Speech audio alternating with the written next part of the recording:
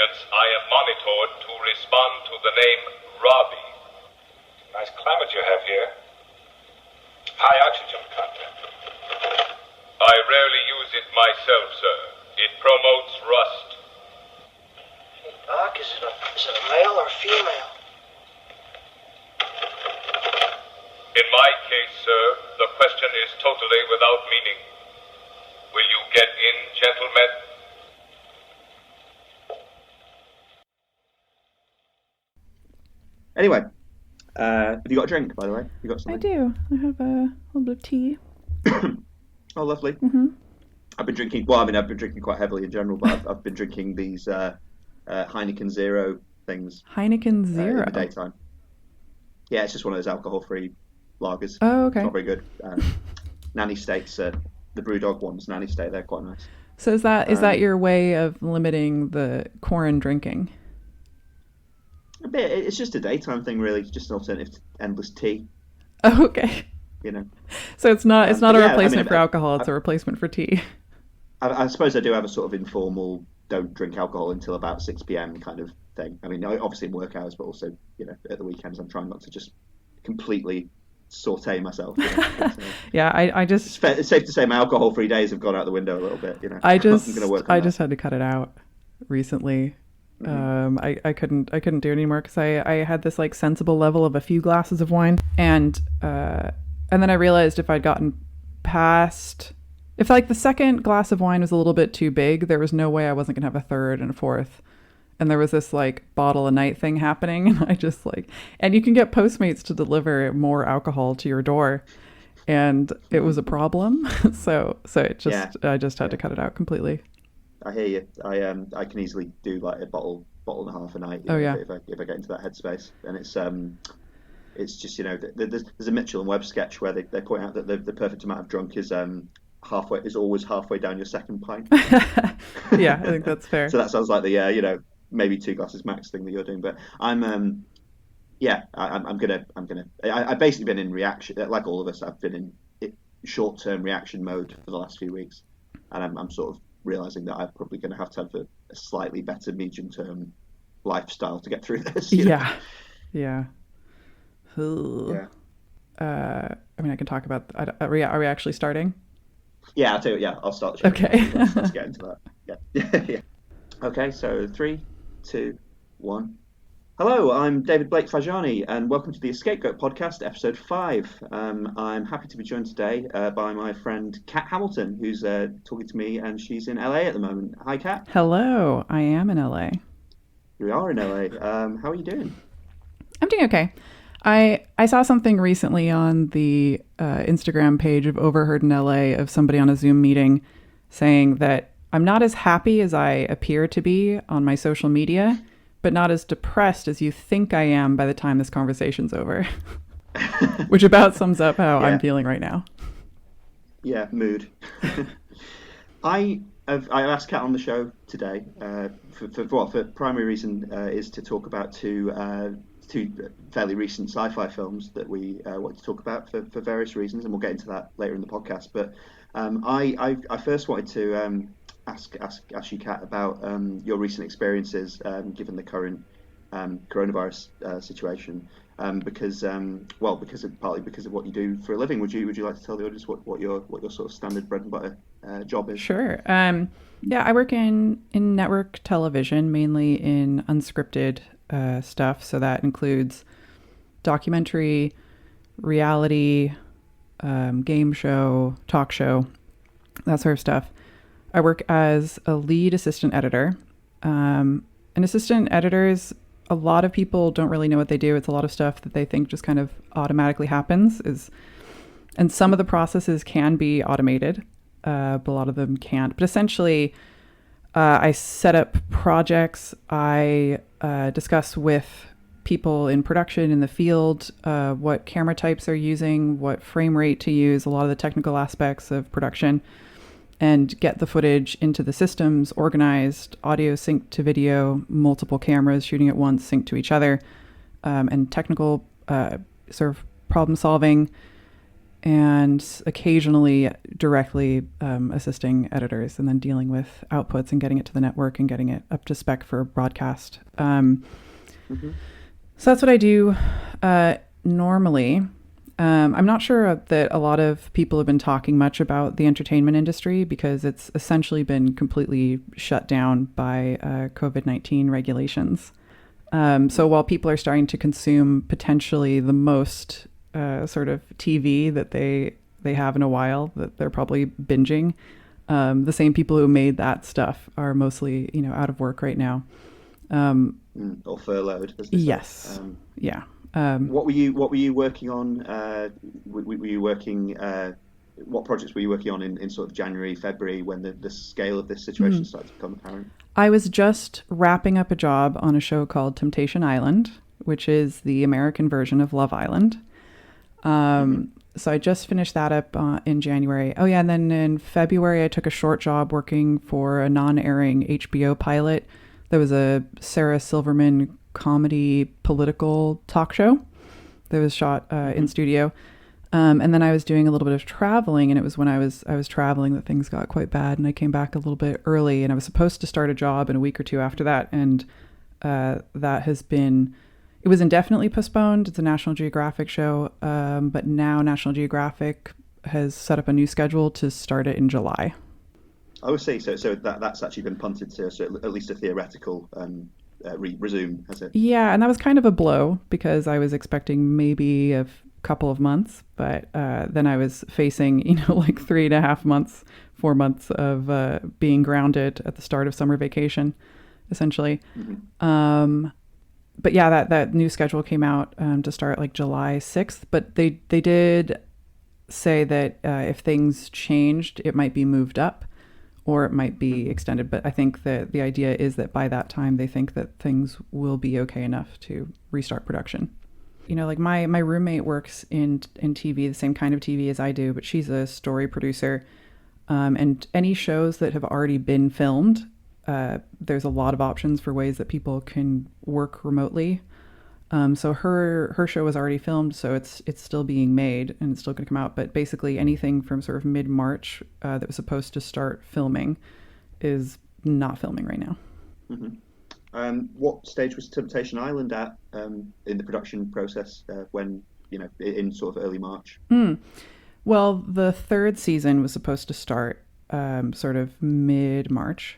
And I mean, that show is essentially about putting a lot of people in a house together and trying to get them to touch each other a lot. So I've heard. So the social distancing version of Temptation Island would be really strange. Was there a sort of gradual, as with a lot of our areas of work, was there sort of a period throughout sort of early to mid-March where the production company as a whole just sort of gradually realized how impossible this was going to become? Yeah, I think people were getting nervous about it, especially a show like that. I think people who were planning on taking a camera into, some wilderness and filming animals were a little less concerned about it, thought that they might still be able to travel to those places. But I know that by mid-March or a little earlier than that companies were pretty certain that they needed to start canceling flights, canceling hotels.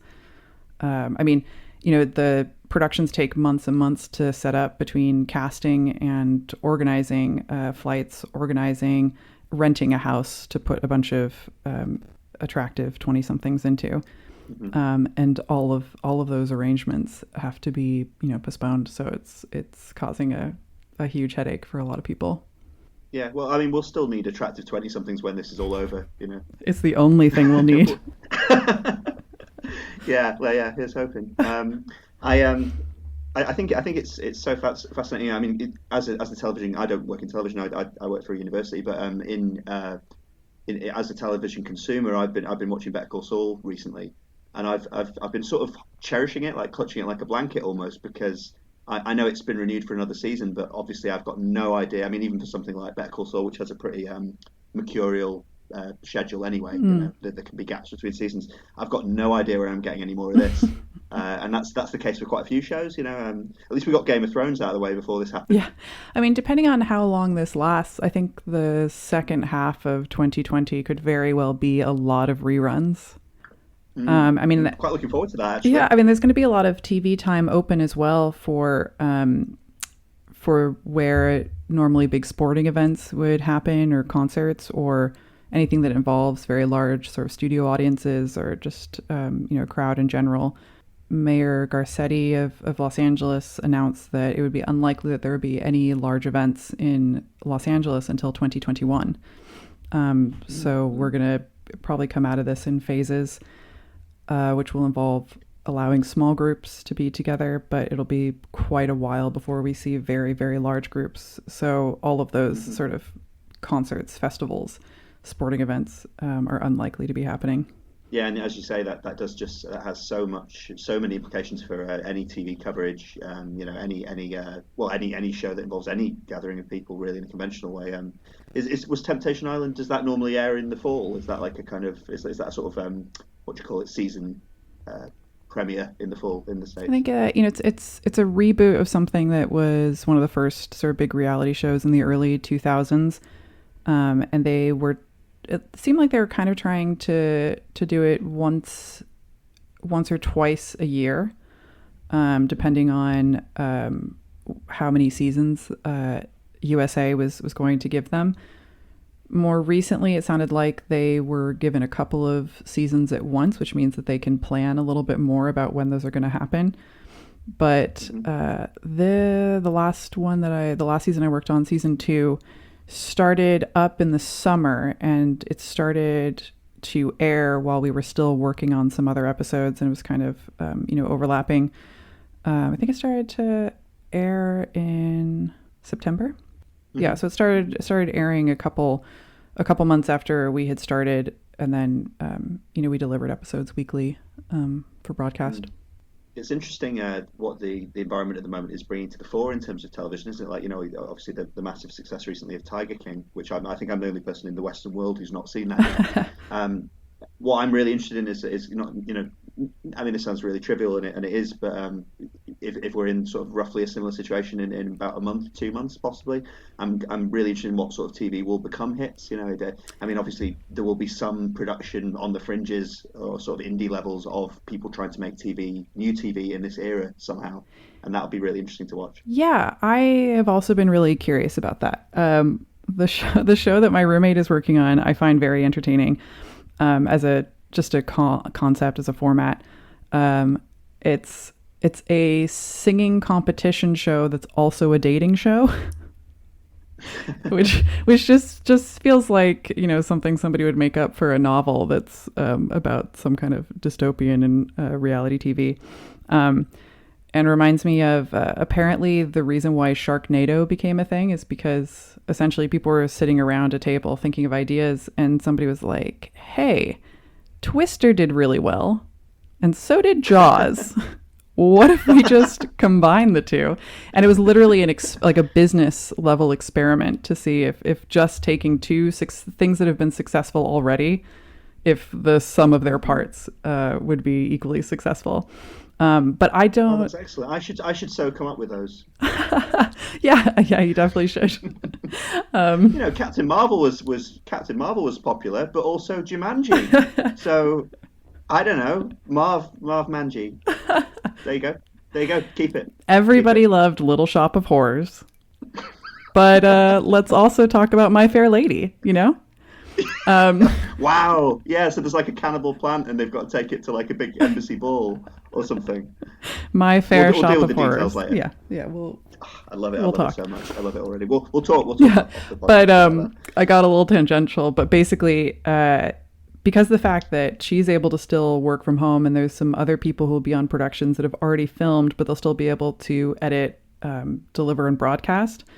We're still going to be seeing those rolling out over the next couple of months, and then it's going to kind of catch up on itself because other productions that would have started filming and would have started editing will not be. And I don't know if there's going to be a chance of anything like any projects that were shelved that were filmed, but networks decided to cancel them or never let them air. It's something that totally happens where you can work for months on a show and you haven't been given air dates yet. And sometimes you'll see the show 2 years later and be like, oh, they finally decided to air that, I guess. And some are just shelved. So I don't know if they're going to start digging into the vaults and finding some of those shows that they decided that weren't good enough. But unless, Wow, that'll be fascinating to see yeah, what gets dusted off there, won't it? yeah. So there's a chance we're going to see some stuff that was never going to be seeing the light of day. And then there's the chance that we might see a lot of reruns or maybe even clip shows. The return of the lost art of the clip show. Yeah, yeah. And other great renaissances of this time. An art, some say, should have stayed lost. It's funny. I was rewatching because we've got Disney Plus now over here in Europe as well, and I was rewatching some early Simpsons, and in the first maybe in the third season they have or fourth season they have the first clip show, and it's actually called "So It's Come to This," a Simpsons clip show, admitting their desperation. I think that's gonna be interesting. I'm interested to see how some of my favourite television adapts to the era, because one of my favourite shows is the British morbidly funny horror anthology Inside Number 9, which is famous for having very limited settings. Like it usually takes place within one room or one building. So now that that's everyone's life, it'd be great if they came back with this, massively ambitious, vista-filled, sort of John Ford, Monument Valley kind of production. But obviously, for some shows, it'd be easier to adapt than others. One thing is, I read the other day, because I watched Coronation Street, the British soap opera, when I was growing up, and obviously EastEnders is massive over here as well. They film I think roughly about 6-7 weeks in advance. So they're always 6-7 weeks ahead of broadcast, Right. and that's obviously we're about to hit that now. So they are about to run out of episodes for the first time in their history. And Oh, wow. Coronation Street's been going since 1960. God, that's crazy. Yeah. So that the real drought starts now. Yeah.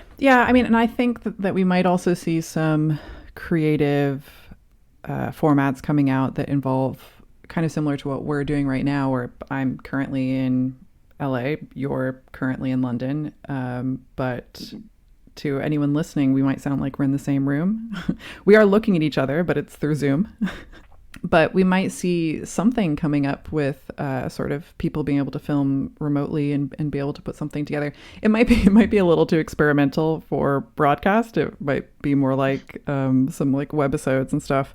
Yeah. I did see something where some celebrities were doing like mini talk shows and stuff and calling their celebrity friends, which has kind of already started to happen.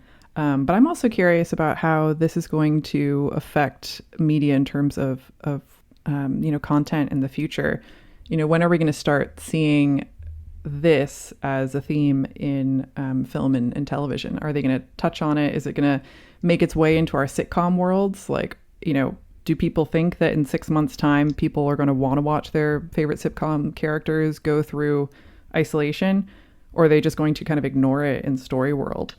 It's fascinating, isn't it? Because every show will have that.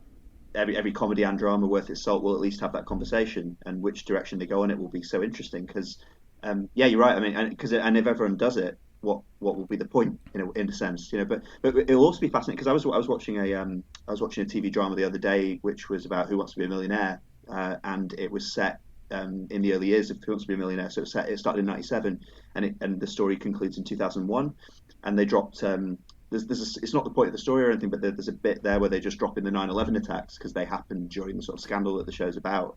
And it's the first time I'd seen 9/11 used not as anything thematic or huge, just as sort of historical set dressing. Right. Because we're that far away enough from it now that you could just drop it in like the Kennedy assassination or something, and it doesn't have to be the focus, it's just the background. Yeah. And it's going to be fascinating in 20 years, when we're watching period dramas about set in this period, however explicit they are about it. Yeah, I mean, it's a little bit hard to imagine people in TV kind of exploring the idea of self-isolation in anything other than a montage, unless everything about whatever you're doing is focused on that time. But yeah, that'll be fascinating to see kind of how it's dealt with. What are like the big network sitcoms now? What would be like I know like Big Bang Theory ended. Like what would be a show that would like do a coronavirus episode or season? God, I don't know. That's far too into scripted territory for me to be able to comment with any kind of professional anything. Yeah, like you've chosen your side now. You're not straying from that. Yeah, it's just I don't actually have a TV that's connected to cable. So if I work on a show that doesn't appear on any of the sort of apps that are available, then I have to go find somebody who has a TV or go to a bar that has a TV in order to watch the premiere of it. You have to run out into the streets and say, "Who has a TV?" Yeah. Just at the sky. Yeah, exactly. But I usually QC every episode that goes out of a show that I've worked on, which means it's like quality control. So I watch it down to make sure there aren't any technical problems. So by the time it's broadcast, I've seen it so many times, I don't want to see it again. Yeah. I've been doing a lot of podcast editing recently, so I know exactly what you mean. Yeah. The figures coming out, but I mean, I know obviously the USA has a much bigger population than the UK by about sort of 5 or 6 times, doesn't it? But the figures coming out of the States at the moment are terrifying in terms of employment levels, Yeah, and it's continuing to happen. I think it's going to come in waves as companies run out of money to pay as many employees or any of their employees. I'm sure that a lot of businesses are going to be going completely under. It's amazing how many are really kind of working paycheck to paycheck and doing business at a fine line where if anything like this happens, they're in quite big trouble. But of course, it's interesting to see which industries just have nothing going to them. But then there's some other things that are so busy that they're back ordered and so many things that are out of stock. So there's some people in the world who are just so incredibly busy right now and have never been more busy in their lives. And then other people like me who are unemployed and stuck in their house and have literally never had more time. Well, at least you can take comfort in the fact that if there's any man on earth who understands the pressures of the reality TV industry, it's your president. Oh God, yeah. I'm sure he's got your back. Oh no, let's not. Okay, well, that's fascinating, and I really want to keep up with you as kind of this progresses and find out how that's progressing, because and I know we're all going to be adapting to a whole lot in the next few months, but I think our listeners would be very interesting to get an update from you a few months down the line and see how everything's moved on. Yeah, I'd love that update for myself. Okay, so we're gonna take a brief break in a second. Then we're gonna get to this sort of putative meat of the podcast, which is me and Kat discussing two sort of sci-fi movies from the last decade, and those two movies are Ex Machina and Upgrade, and we'll both be back to talk about those in a second. Bye.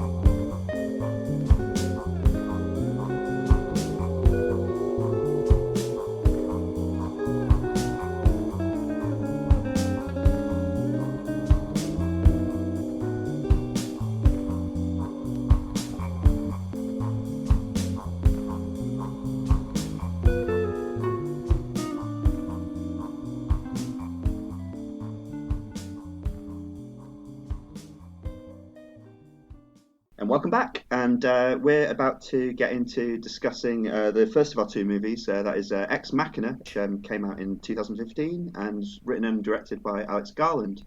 I'll just give a brief summary of the film. We will be discussing spoilers throughout, but I'll just give for anyone who hasn't seen the film and still inexplicably wants to listen to us talk about this.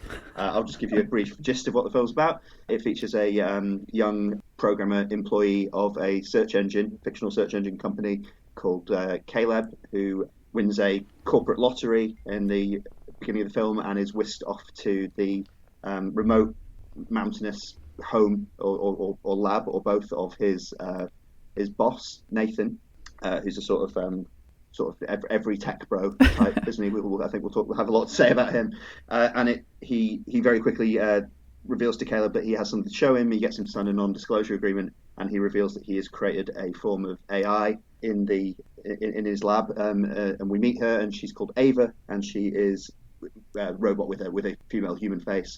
And Caleb's task, at least the task that Nathan tells him at the start, is that he is to test Ava in a sort of Turing test type situation to see if she is a genuine AI or not.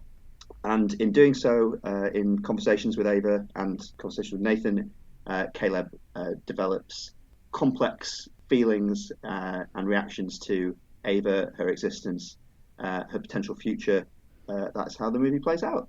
I'd just like to ask you, Kat, what took you to Ex Machina? How did you come across that?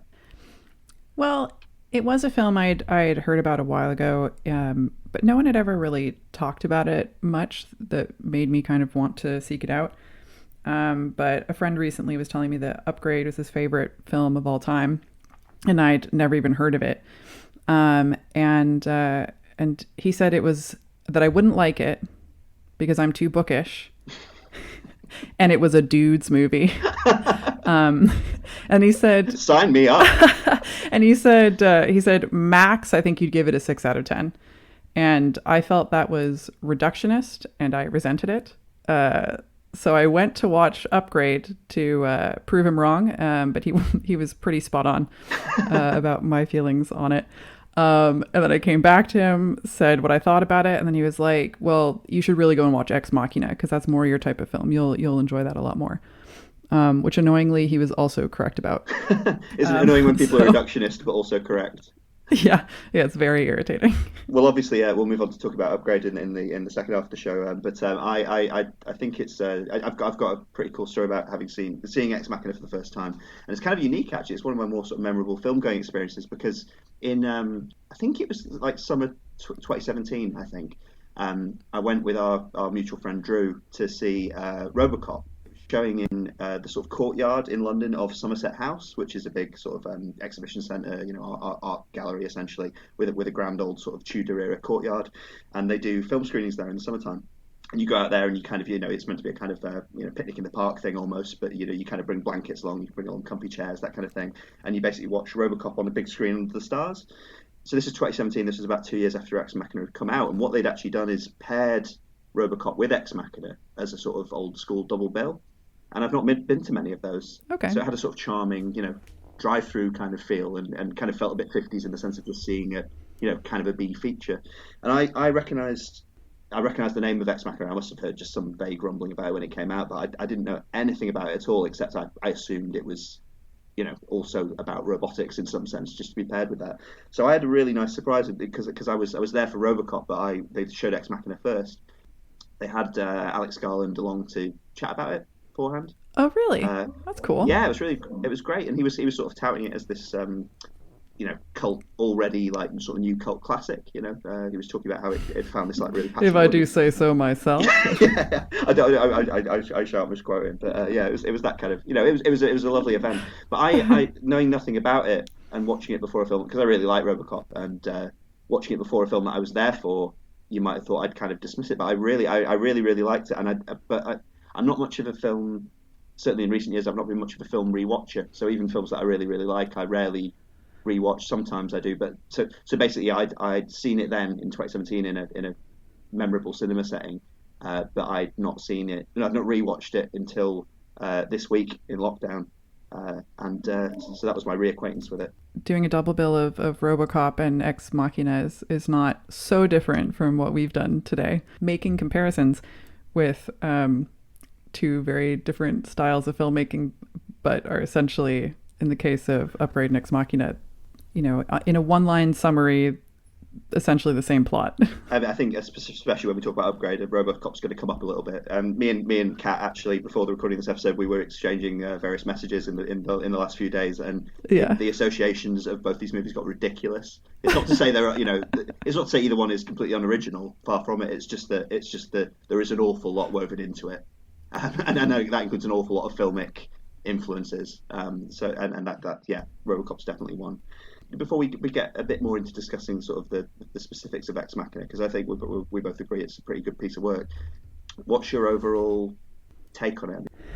I do think it's an excellent film. The film is so subtle in some ways. The characters are very nuanced and relatable and believable.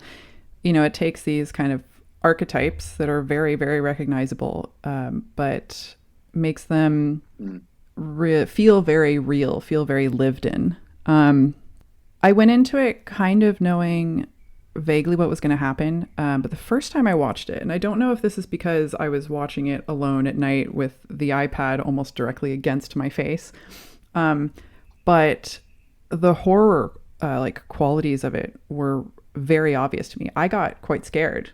Especially sort of in the first part of it, and I was like, "Oh, this was a bad choice. I don't like horror films. This is going to terrify me." I'm glad you brought that up, because the more overt horror in it on my rewatch, that was basically the bit I'd forgotten. We'll talk more about this, but in the sort of middle, sort of maybe about 2/3 of the way through the film, when it goes full kind of, Bluebeard, basically, when he's discovering female body parts and things like that. I was just the light keeps cutting down to that red power outage.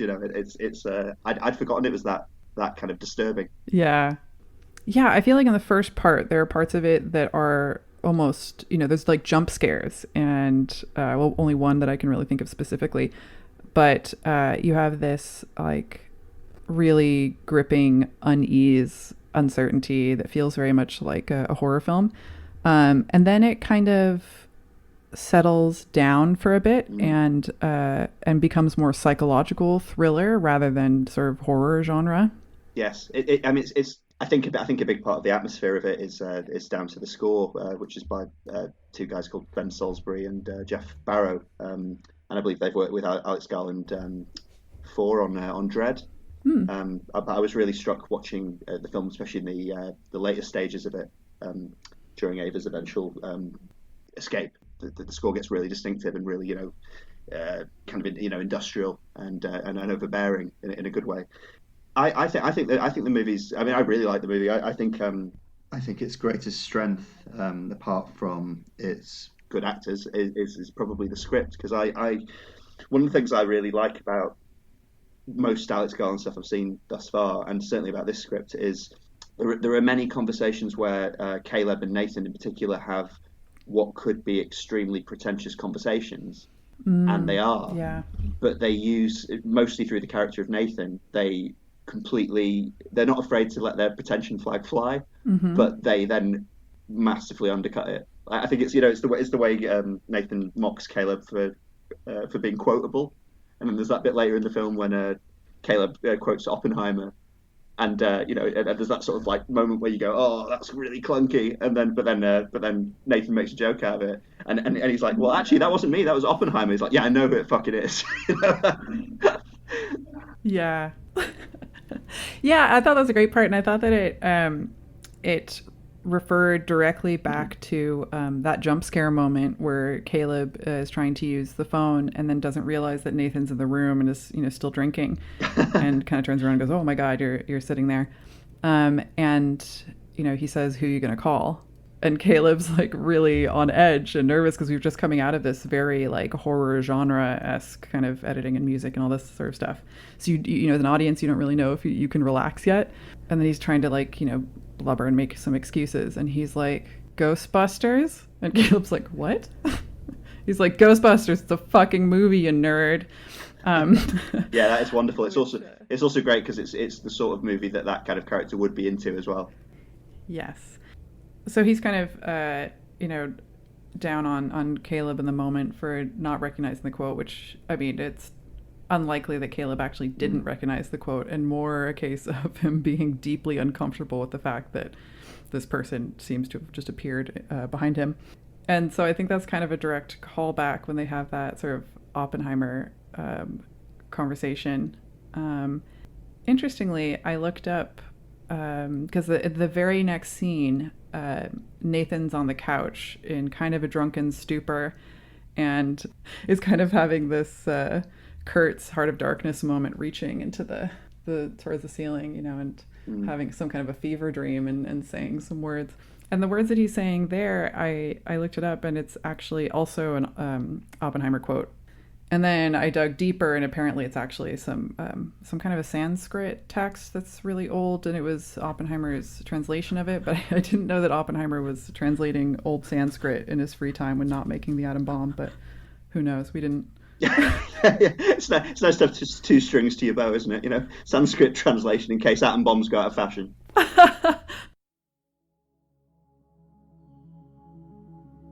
Oh man, she's fascinating. When you talk to her, you're just through the looking glass. Through the looking glass, wow. You're good with words, Caleb. You're quotable. Actually, that's someone else's quote. I wrote down that other line you came up with. The one about how if I've invented a machine with consciousness, I'm not a man, I'm God. I don't think that's exactly I just thought, fuck, man, that is so good when we get to tell the story, I turned to Caleb, and he looked up at me and he said, "You're not a man, you're God." Yeah, but I didn't say that. So, anyway, you're impressed. Yes. Although? There's a qualification to you being impressed? No, there's no qualification to her. It's just in the Turing test. The machine should be hidden from the examiner. No, we're way past that. If I hid Ava from you so you just heard her voice, she would pass for human. The real test is to show you that she's a robot and then see if you still feel she has consciousness. Yeah, I think you're probably right. Her language abilities, they're incredible. The system is stochastic, right? It's non-deterministic. At first I thought she was mapping from internal semantic form to syntactic tree structure and then getting linearized words, but then I started to realize the model is some kind of hybrid. Caleb? No? I understand that you want me to explain how Ava works, but I'm sorry, I'm not going to be able to do that. Try me. I'm hot on high-level abstraction. It's not because I think you're too dumb. It's because I want to have a beer and a conversation with you, not a seminar. Yeah. Sorry. No, it's okay. You're all right. Just answer me this. How do you feel about it? Nothing analytical. Just, how do you feel? I feel that she's fucking amazing. Dude. Cheers. Cheers. One thing I thought when watching the movie here, because as I say, it brought up so many deliberate I think influences and obvious echoes of other works, and one of the most obvious is Frankenstein, of course.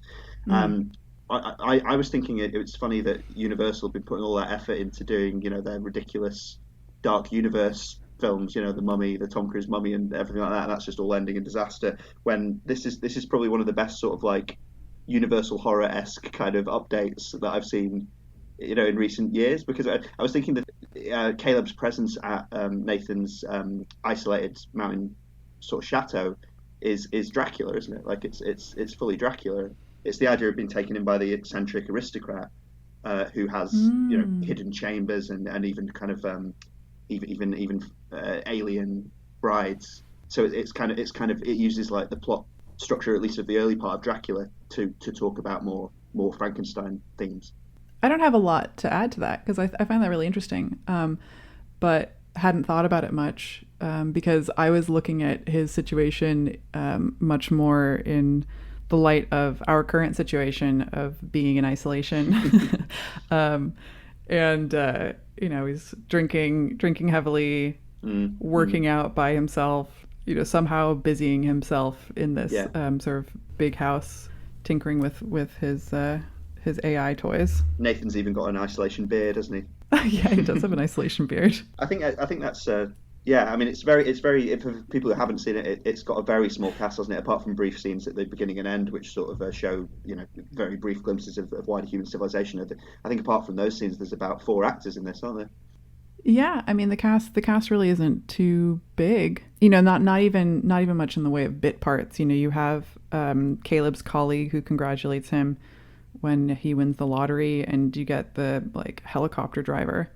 And beyond that, there's Nathan, Ava, Kyoko, the other AI that we haven't talked about, and Caleb. I think Alicia Vikander is quite remarkable, especially on the second watch. I haven't seen her in much else that I'm aware of. I know she ended up playing. Was it the new Lara Croft in that new Tomb Raider movie that came out a couple of years ago? I was thinking that's to go from playing one kind of artificial woman to playing Lara Croft is a good career progression. But I mean the production, her performance twins so perfectly with the production design there, doesn't it? And with the special effects, because the kind of perplexing and mysterious and attractive creation she is quite remarkable, isn't it? Yeah, I mean, I think the performances in this movie really are incredible, and I think it goes to how good the writing is, and probably how good some of the directing is, and of course, the actors themselves. But there's so much nuance and subtlety that I love. That what people are saying is certainly not necessarily what they're meaning. Especially with Nathan being manipulative and being deflective.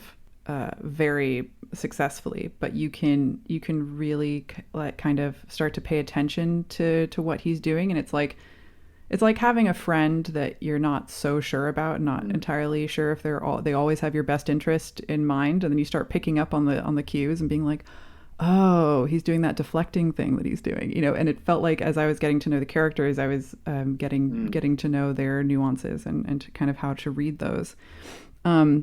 So yeah, I think, one thing I noticed when I was sort of taking notes and watching Upgrade versus watching Ex Machina, that in Upgrade, if I wanted to pause it and write down a quote, I needed to pause it once. I remembered the quote, I could write it down. With Ex Machina, I kept having to play it back in order to write down a full quote, because, some of the sentence structure is more complicated and a bit more nuanced. The idea is a little bit more unusual.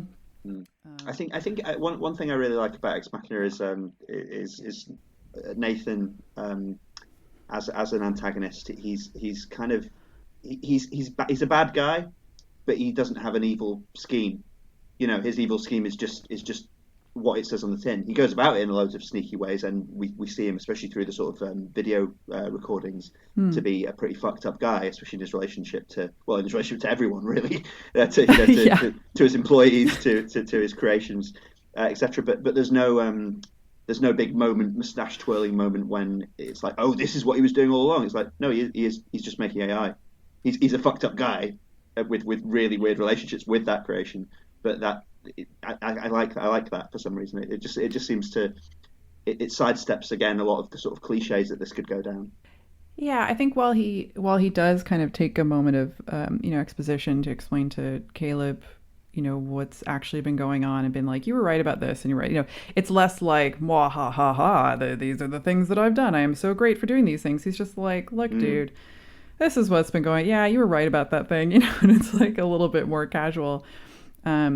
I think that Caleb watching all the videos of the prototypes, and the prototypes, freaking out, and that sort of trope of somebody's trying to claw their way out of something, so that, the fingernails rip out of their hands. Instead, it's that bit was horrible. I didn't remember that bit at all. It happens quite quickly, but the robot kind of wears its arms down to little sort of wire nubs, doesn't it? Oh yeah, that was horrifying. Yeah, it's horrific. It's fairly disturbing. And then you see kind of Nathan in those moments kind of dragging an AI across a room. And I think that's when Nathan seems the most horrific. as an antagonist, because at this point you've kind of gotten the impression that you have some kind of empathy for AI, and he clearly, does not. And I was going to ask you this. This is kind of a minor point, but the scene where they're having dinner and Caleb's asking Nathan about power shutdowns that have been happening and why. And Nathan explains that he thinks the people who had brought in the security system or the generator or whatever had kind of screwed things up. Caleb says, "Why don't you ask them to come back?" And he was like, "Well, it's because I had them killed after they did the job. Can't let all these secrets get out." And there's like this little pause, and I was wondering, do you think he actually had them killed, or that was like a dry joke? I think that's a joke, but I wouldn't put it past him. That's partly why he's a fun character. He's that's why it started to remind me of some of the better old Universal movies, like when you've got to the guy who makes the camp jokes. I think it's great, and it probably speaks. We'll be talking a little bit about how both these movies speak to kind of 2010s preoccupations, but you could probably file it alongside a load of stuff, but everything from kind of Iron Man on down, couldn't you, about our sort of ambivalent feelings about tech billionaires. Yeah, I think he is sort of the epitome of an all too real sort of trope of Silicon Valley, and he's interesting because you could totally imagine meeting him. But he feels like somebody who has, never really grown up. He has these concepts that are very, very high concepts. But they discuss how he wrote some incredible code by the time he was like 13 years old. And I think they did a really good job of developing a character that might come out of an experience like that, of sort of being at an adult level far too early, where you're emotionally not where you might normally be if you were doing something quite that advanced. It's kind of, he ends up being kind of like the sort of washed up child actor kind of character who's like kind of this huge ego, but also like deeply insecure and unable to really connect with other people, but in a way that's not set in exposition. It's not like he goes, "Well, I have difficulty connecting with people." You just kind of like continue to watch it and start thinking like, oh, this guy does not know how to interact with like. Yeah, well, because of the plot and the sort of tightness of the setting, you basically have no idea if he has any friends, do you, in the real world, or ever sees anyone other than his employees. It's another thing that gives it the sort of Dracula feel. He's kind of his distance and detachment from the human world and preoccupation with other things. It's all very gothic, basically. Yeah. I remember trying to write down kind of plot points when I was writing my notes. But what's interesting about this film is that frequently, it moves from scene to scene of very interesting conversations that happen either between Caleb and Ava or between Caleb and Nathan. And then there's only a couple of scenes where you can kind of write down the action of what's happening, which kind of makes sense because, they're in the middle of nowhere. So how else are you going to sort of create events? And then you hit sort of the final part of it where things start to go a bit wild. And then, it's very much action and less sort of conversational scenes. The film asks us in a lot of those conversational scenes to sort of I suppose reflect a little bit on what we think Ava is and how we think she's made up, what we think her motivations are, what she's looking for, how genuine her feelings towards Nathan and or Caleb are. I was talking to Rich on a previous episode of this podcast about Westworld briefly. And I was saying, I brought up Ex Machina as what I think is a good example of what I think Westworld is a bad example of, which is basically, I don't like the HBO show Westworld after watching the first season of it, and I think that's because, in my opinion, it thinks that vaguely pontificating about AI and the nature of humanity is much more interesting than it is, and I think this has the seeds of that, right. But again, neatly sidesteps them. It doesn't get bogged down every time Caleb gets too pretentious. Nathan cuts him down by actually being in dialogue with Ava for large parts of it. The theoretical is replaced with the actually practical. Yes. And I don't, again, as I said to Richard, I don't want to come across as someone who is uninterested in AI. Yeah, and I think one thing that's really brilliant about the writing in Ex Machina is the way that sidestepping functions in multiple ways. So the sidestep functions by characterizing Nathan as being kind of deflective and potentially manipulative and not that trustworthy. Also characterizes him as being kind of flippant and be in your feels right now. I don't want to give you a seminar, man. I could tell you, how she works, but but I want to know what you think of her, what she makes you feel. Yeah. How do you feel? And then that's also setting up the idea of, sort of sentience versus sort of computer programming. The seminar and the showing you the tech behind it is all sort of computer stuff. And how does she make you feel is that sort of like human element of it. So then that goes towards, thematics of it. And it also, sets up some things about, Caleb and Nathan's relationship. And I think that that's what's really powerful in really good filmic writing is that, the weakness comes in exposition, where it's somebody saying something literally just so that the plot moves forward or so that it can explain something in the plot.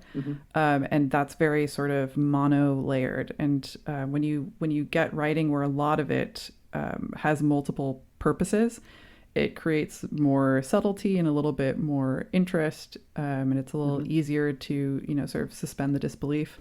And I think that Ex Machina does it really, really nicely.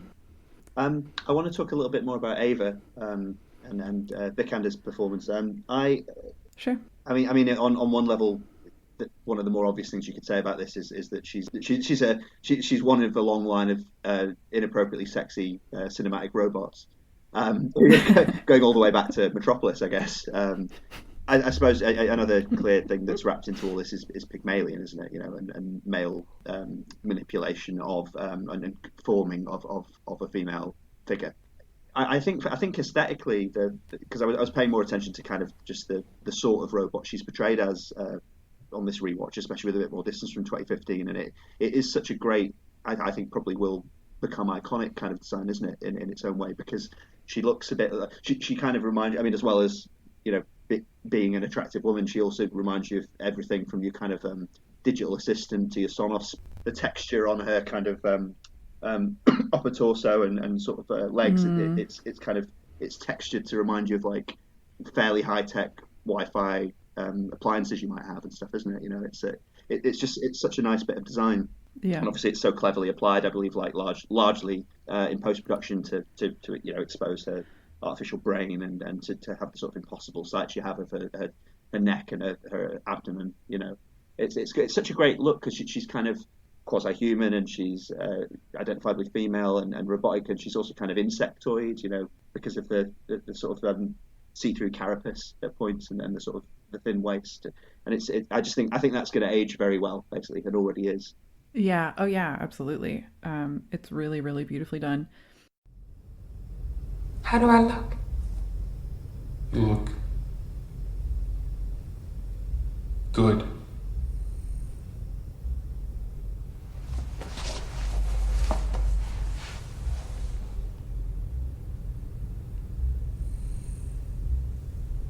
This is what I'd wear on our date. Right? First a traffic intersection, then maybe a show.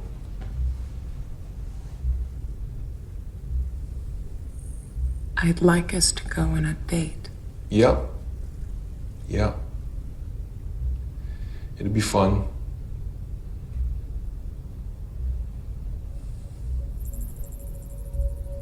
Are you attracted to me?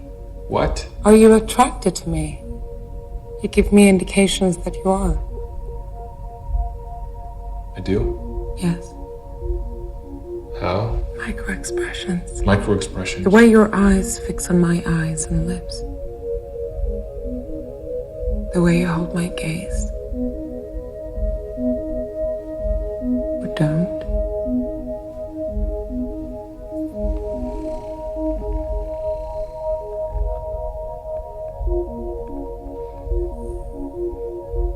Do you think about me when we aren't together? Sometimes at night, I'm wondering if you're watching me on the cameras. And I hope you are. Now your micro expressions are telegraphing discomfort. I am not sure you'd call them micro. I don't want to make you feel uncomfortable.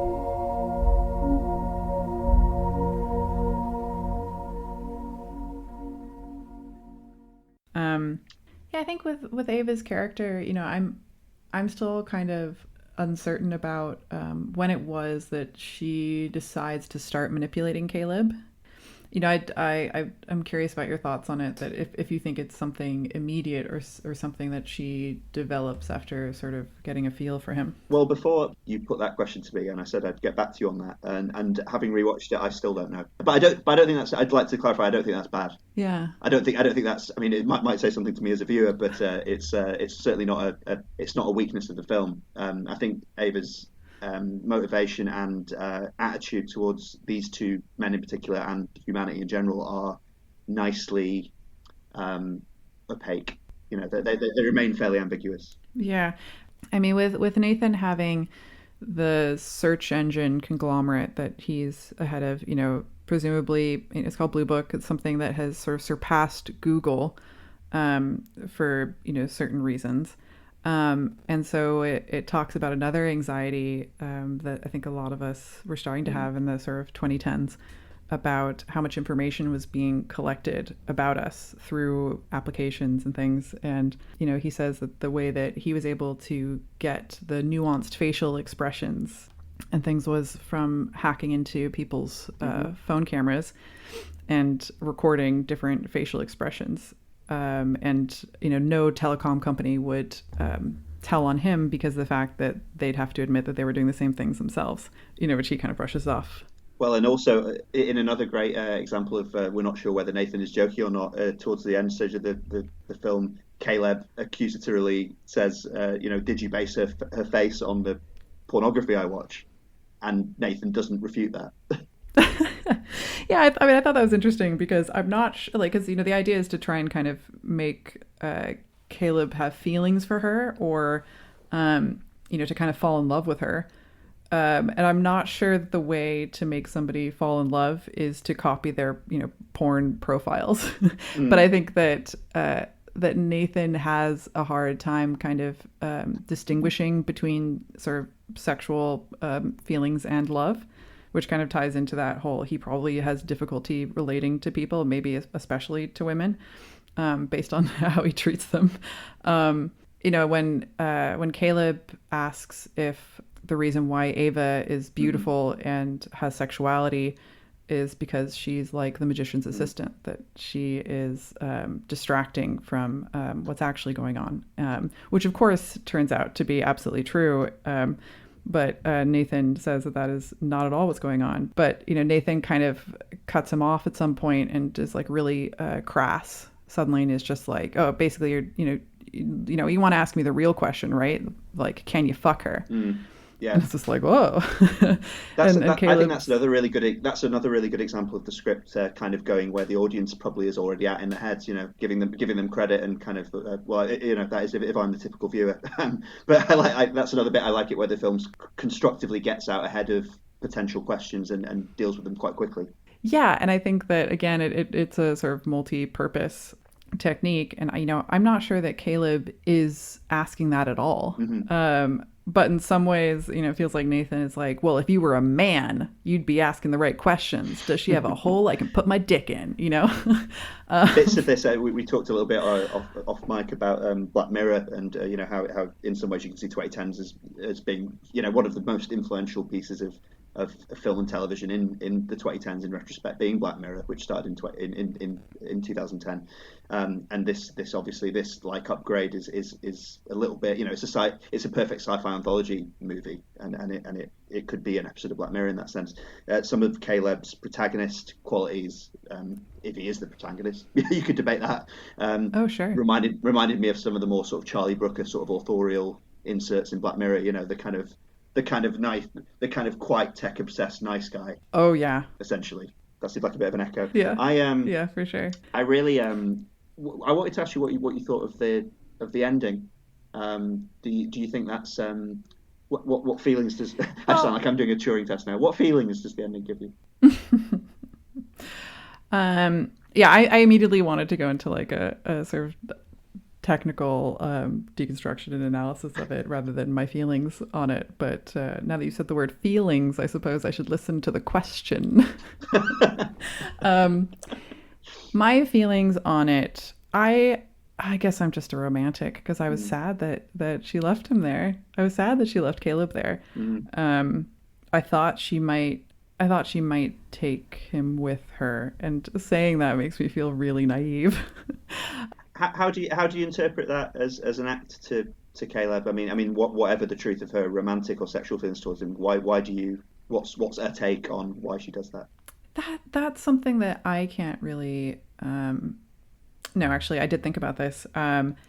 What I thought was a really pivotal moment is when she asks him to stay there, and she goes into the room with the closets that have the AI prototypes, and she starts, building herself kind of human skin from the AIs, and kind of takes one person's hair and keeps her own face. Brief sidebar. Sorry, that bit was far weirder than I remembered. In a really good way, especially the way you see her sort of trying on the skin a little bit to start with, and then it sort of cuts. I think there's like a brief cutaway to Caleb, and it cuts back to her, but it's presented like it's also like magically she's swapped skins. I don't think you're meant to believe that. It's just the way they present it is very dreamlike, very surreal.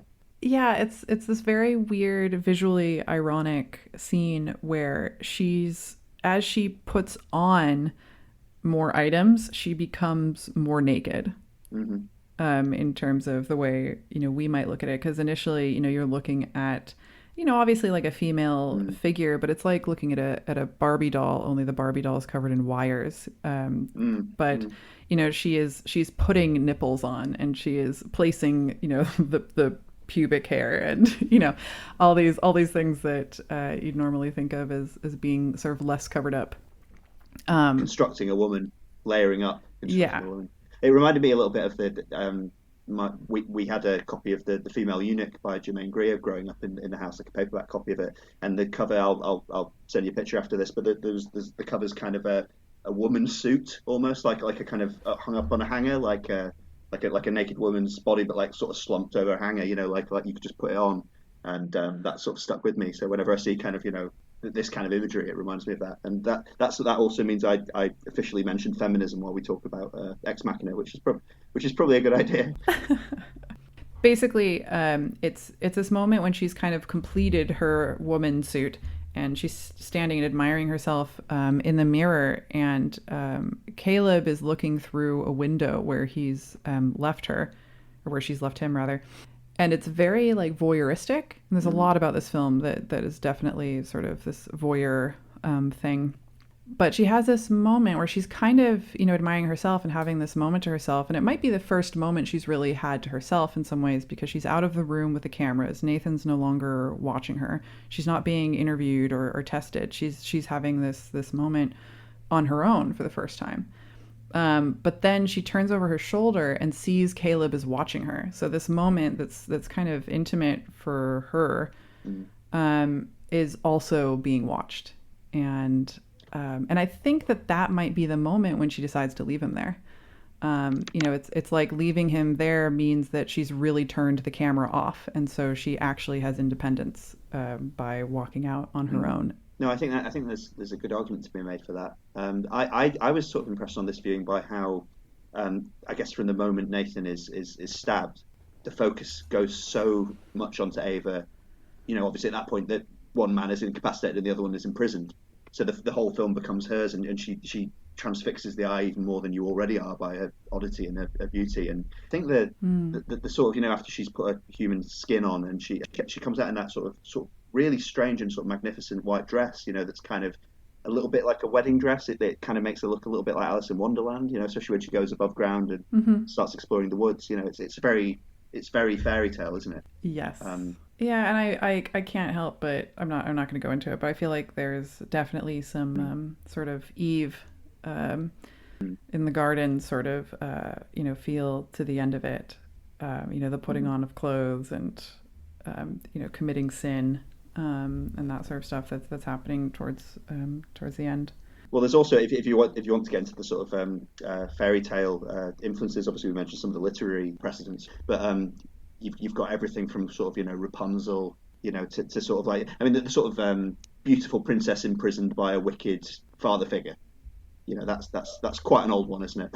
Oh, for sure. I was going to ask you quickly. Did you ever watch Battlestar Galactica? I did, yeah. It's been a long time, but I've seen a few seasons of it. I was thinking, I was mentioning Black Mirror before, but one of the kind of previous decade to this influences on it, particularly in terms of portraying specifically female, like human presenting female robots who have complicated agendas and attitudes, to humanity. That seems like something that Alex Garland had probably seen. Put it that way.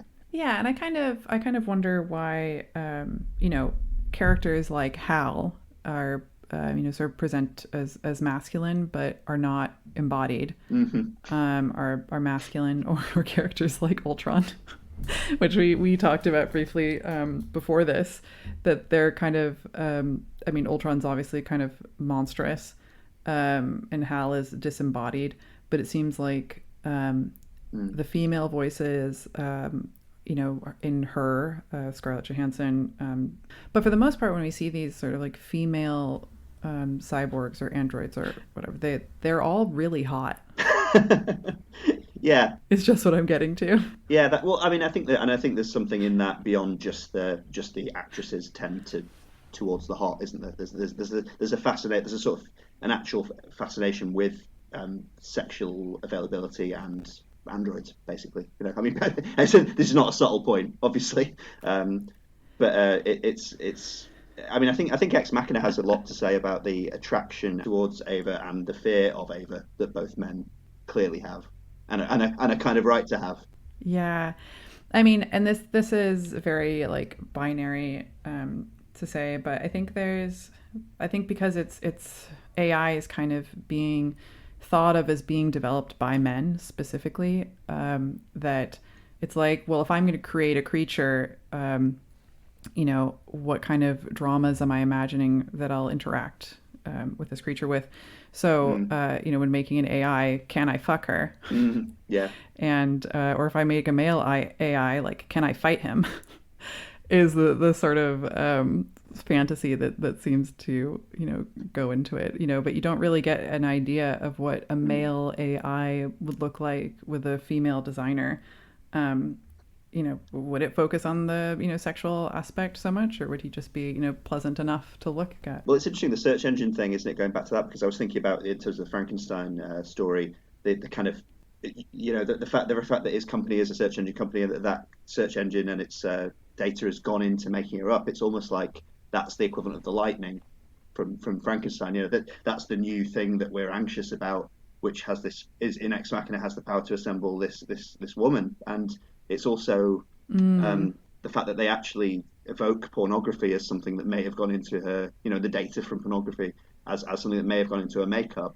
It shows that we have anxieties about that as well, but we also have, she's literally made out of desires, out of sort of aggregated desires, mentally and physically, which I think is really interesting. I feel like we can't move on until we've briefly talked about Kyoko. Yeah. No, I think that's probably a good idea. Yeah.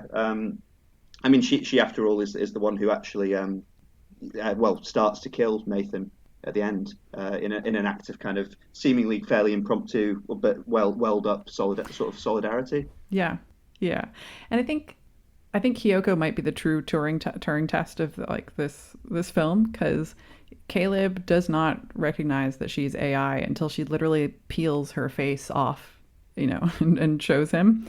Despite the fact that if you go back throughout the rest of the film, a lot of the things that she does are very much, stimulus, input, and very sort of computer reaction. Mm-hmm. If this happens, if the music goes on, you start dancing. If and the way Nathan explains it away is like, she doesn't speak English, or she doesn't understand English, she won't understand what you're saying. And I feel like it's this, the script kind of plays on this archetype of men finding a woman from an Asian country who doesn't speak the language and decides that, she comes from, like a quote unquote culture that is more subservient, and she'll just want to raise my children and, clean my house and pleasure me. And the thing is, because the fact that I think sometimes that archetype is related directly to the sort of white nerd, or somebody who has enough money for like a mail order bride, that as an audience we don't really question whether or not she's real, because you just go, oh, she fits into that archetype, and he seems like just the kind of asshole who would try to do some modern human slavery. Yeah, and his dehumanizing treatment of her could equally be explained, at least in those early scenes, about as the dehumanizing treatment, the casual dehumanizing treatment of immigrants and non-English speaking immigrants. Yes. Yeah, exactly. And also, it's not as though tech bros don't have a sort of worrying fetishizing of Orientalist imports. I mean, this is Sure. a lot of the tech industry is about the admiration and importing and fascination with stuff that comes out of Japan, South Korea. I think the presence of Kyoko and the only Asian actress in this is interesting. And I wondered, because at the end when they confront Nathan in the corridor and she sort of saves Ava, did you notice she did that in a way where she's holding the knife and Nathan actually walks back into it? Kyoko passively stabs him in that sense. Yeah. I was actually wondering if they were getting it sort of almost Asimov law of robotics thing, like she couldn't actually kill him, but she could stand there with a knife, for him to walk back into. Yeah, and I think that's a really popular trope in AI as well, because there's the whole anxiety of the sort of Ubermensch and the master race that would actually be AI replacing humans, which both of the films we're talking about today are directly related to. But it's this trope of like there must be some kind of because they're based on programming and subroutines, there must be some in place to keep them in line and to control them and make sure that they don't take over.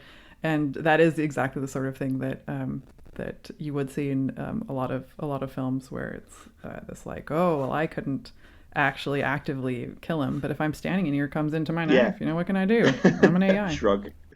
Shrug. Yeah. I mean, I suppose a lot of the precedents of this film that we were talking about, Battlestar Galactica. I didn't mention Terminator, but you could obviously easily bring sort of Skynet anxieties, and indeed the sort of the skeletal physicality of the exposed Terminator is kind of something that feeds into Ava's look. Yeah, it's absolutely stuffed with fascinating themes and aesthetics. This film, I think I can only I need to read up more about it, but I can only imagine how much more feminist film writers have got out of it, because I've not read too much about that. But I mean, it's an absolute raft of them, isn't it? Absolutely. I was going to ask you quickly, have you seen Annihilation? No, I have not. That's the one with Natalie Portman, right? Yeah, and it's Alex Garland's kind of follow up to, well, not follow up to this, but it is the film that he made after this, and it's I won't get into that then. But there's right, okay. things, especially about the ending of Ex Machina and how weird it gets, especially around Ava's physicality. And the kind of the oddness of the music, to create this kind of foreboding feeling. There's a lot of if you like that, this is let me complete the recommendation chain and give you more homework. If you liked that, I think you probably like Annihilation, or at least elements of it. Okay, yeah, I was told it wasn't very good. I think it was why I never ended up seeking it out. But yeah, I would totally give that a try.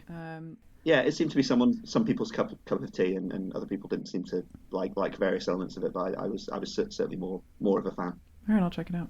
Well, I'm just going to play a clip, and then me and Kat will be back to talk a little bit about the 2018 movie Upgrade. So see you in a sec. Do.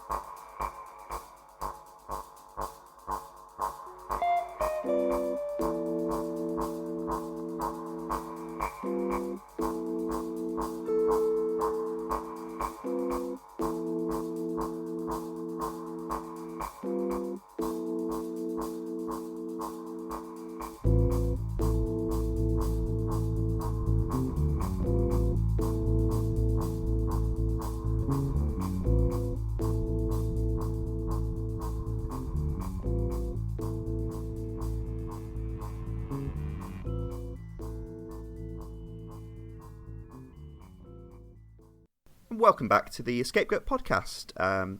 Still here with Kat Hamilton, and we're going to be talking about the 2018 thriller movie Upgrade, written and directed by Leigh Whannell.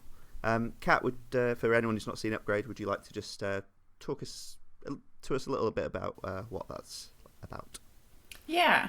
Like you said, came out in 2018, premiered in March of that year at the South by Southwest Festival. And the director, Leigh Whannell, also was one of the creators of Saw and director of Insidious and Aquaman with Jason Momoa. This film opens on a workbench full of tools in a garage that's somewhere between like a retro dive bar and a mechanic shop. And it just reeks of old school Americana and machismo. And we meet our protagonist, who's elbows deep in some old muscle car. His name's Gray Trace. I like to call him not Tom Hardy, but could be. He's wearing like a white t-shirt that's very James Dean and it's kind of grease stained. He's very working class. Obviously, he likes to work with his hands, drinking a beer. So this very like gritty working class old-timey Americana is immediately juxtaposed with the arrival home of his wife, who's a white collar executive for a tech company, and she arrives home in a drive itself windowless car. Her name's Asha. She takes a swig of his beer because she's a cool wife. So then inside we see that they've got like an Alexa style basic AI that responds to verbal commands and has various like robotic arms around the house. We learn that Gray is a technophobe and his wife is the breadwinner. And he even says that he likes that she wears the pants. And she's so doomed. She's so doomed. Yeah, and then the movie pushes really hard just how incredibly in love they are. And he asks for her help. He needs her help to go deliver one of these cars to a buyer. And so they drive out, and this buyer seems to live between two large rocks. So you go down into his compound, and turns out that it's this kid who's a tech mogul for Asha's rival company, which is a red herring. It never comes to anything. The fact that those two companies are rivals just never matters. I was waiting for that as well. Yeah. Baffling. And there's even a part where it's mentioned, it's like, oh, Asha's company's involved in this, and then like later it's like, no, it wasn't. Yeah, well, maybe it was. Who cares? Maybe it was. Yeah, doesn't matter. And this guy, the kid, is called Aaron Keane in the film. I like to call him Draco Malfoy Smithers. He's like a sort of diet Philip Seymour Hoffman, wasn't he? Like, or like one of the kids from The Purge, if they got a degree. Philip Seymour Hoffman is so much better. I was going over like my notes on this film, and I wrote down his name, and then I wrote down, this character.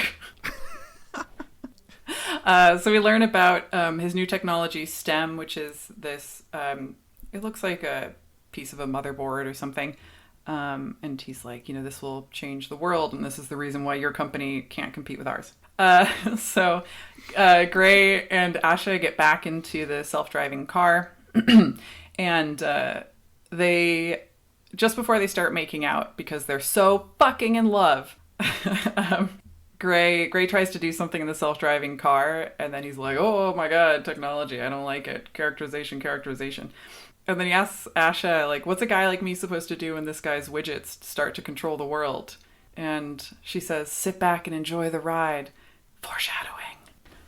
This is a bit like in Ex Machina. We were talking about, one of the implications for robots is, can you have sex with them? One of the main implications in the human mind for self-driving cars seems to be, can we have sex in the car then, instead of driving? There's a clear area that our thoughts go to in terms of utopian and dystopian fiction, isn't there? Yeah, that's a very fair point. Well made. So then when they're making out, the self-driving car malfunctions, and it crashes into some kind of like impoverished encampment full of tents. And the baddies some baddies arrive. Why wouldn't they? And they pull the couple out of the car.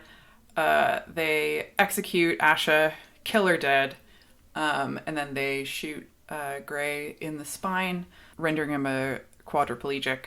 And so now he can no longer use his hands or the rest of his body. He falls into this deep depression, has to rely on the technology that he's not a particularly big fan of.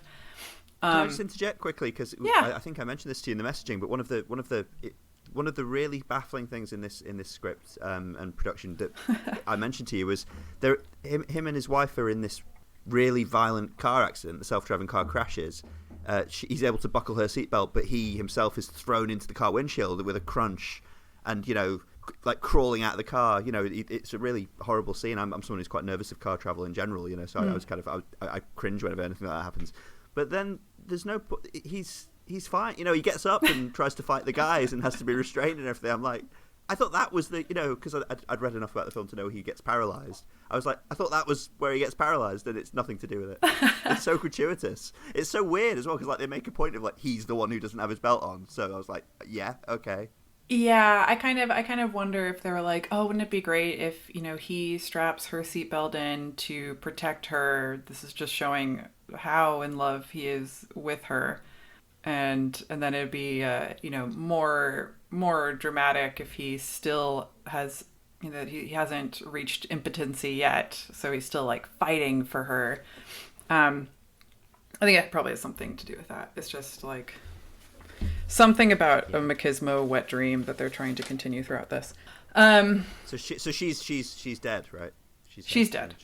Yeah. She is dead at this point. And then he falls into a deep depression.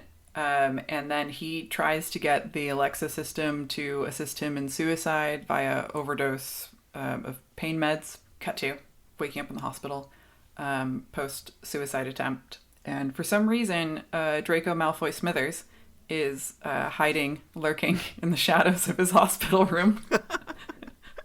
He really is, isn't he? Outrageous. And this part where Gray is like, come on, man, I'm not gonna like give you some infectious disease or something. I don't remember what he says. But then the like mad scientist character takes off his face mask and goes, I'm sorry, I don't often interact with other human beings. It's like, oh God. Stop. Wine. I don't drink wine. I am not a bad guy. You can trust me. With quote marks. Like, why are you putting quote marks around that? What quote marks in quote marks? Just sign this. Don't worry. Back to Dracula again. Yeah, exactly. His actual name is Aaron. So Aaron offers Gray the chance to potentially walk again via STEM, that widget that he showed him and his wife. And Gray is like, look, buddy, I don't want to restart my life. I'm looking for the off switch. And he's like, but what would Asha want? Cut to, we're seeing Gray having the surgery to get this widget put into his body.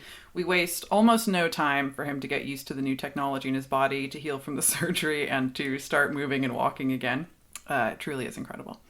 Although I really didn't want to watch a montage scene at that point, so I was quite grateful. I was like, all right, yeah, moving on, that's fine. Small mercies, yeah. Yeah. So he goes back to his place and is able to get up out of his chair and walk around. And he's grown frustrated with the efforts of Detective Cortez, the detective on his case, for finding out who murdered his wife and left him a quadriplegic. And so he starts going through these police reports and police drone footage, because we're in some kind of unspecified near future era where we have that sort of technology. And STEM starts talking to him. And I think this scene's dealt with pretty entertainingly. Turns out Stem can't read his mind, but can hear him if he speaks out loud, and is able to speak to him through his brain, so only he can hear it. Stem is a sort of not exactly cliched, but fairly conventional male robotic voice, isn't it?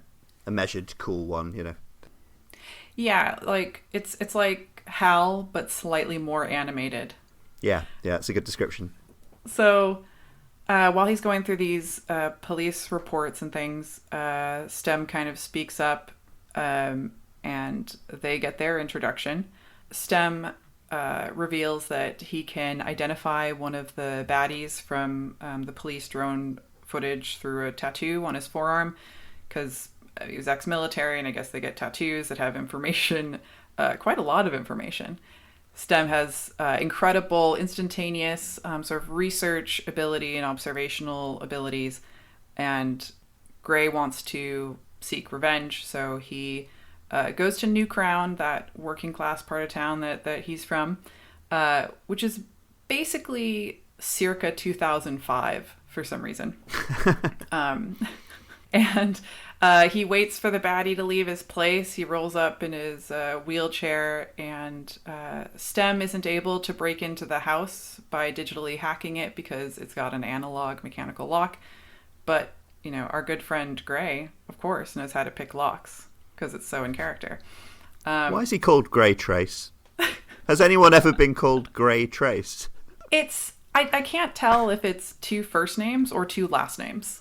I was even trying to make it mean something, you know, because there's some movies where the protagonist has a stupid name that's at least kind of surface level connected to some theme or image or style of it. But I was like, what is that? Even in the context of this film, you know, what are they trying to get at there? I don't have anything. I couldn't come up with anything that sounded like an interesting reason why. Kind of like Trace. Even Tracer Gray would sound a little bit more, you know, a little bit more conventional, you know. But I don't know. Yeah. But yeah, he's breaking into the house. Yeah, he's breaking into the house, and they start reading some of the messages that he's received via the table message machine. And the baddie is coming back into the house and confronts Gray, and Gray is kind of getting beaten up, and Stem asks if he can take over for a little while. Gray says that he can have full control over his motor functions, and then he suddenly is able to fight with superhuman ability. I think it's quite good in these scenes that the way it's filmed, the cinematography changes, and you get some sound effects of almost like cyborgy movement, which I think is nice to differentiate between when Stem's in control and when Gray's in control. I think this is one of the best scenes in the movie. It's certainly one of the most entertaining. The kind of, you know, like, look out, I'm gonna, you know, like, stay down. My robot's gonna kill you.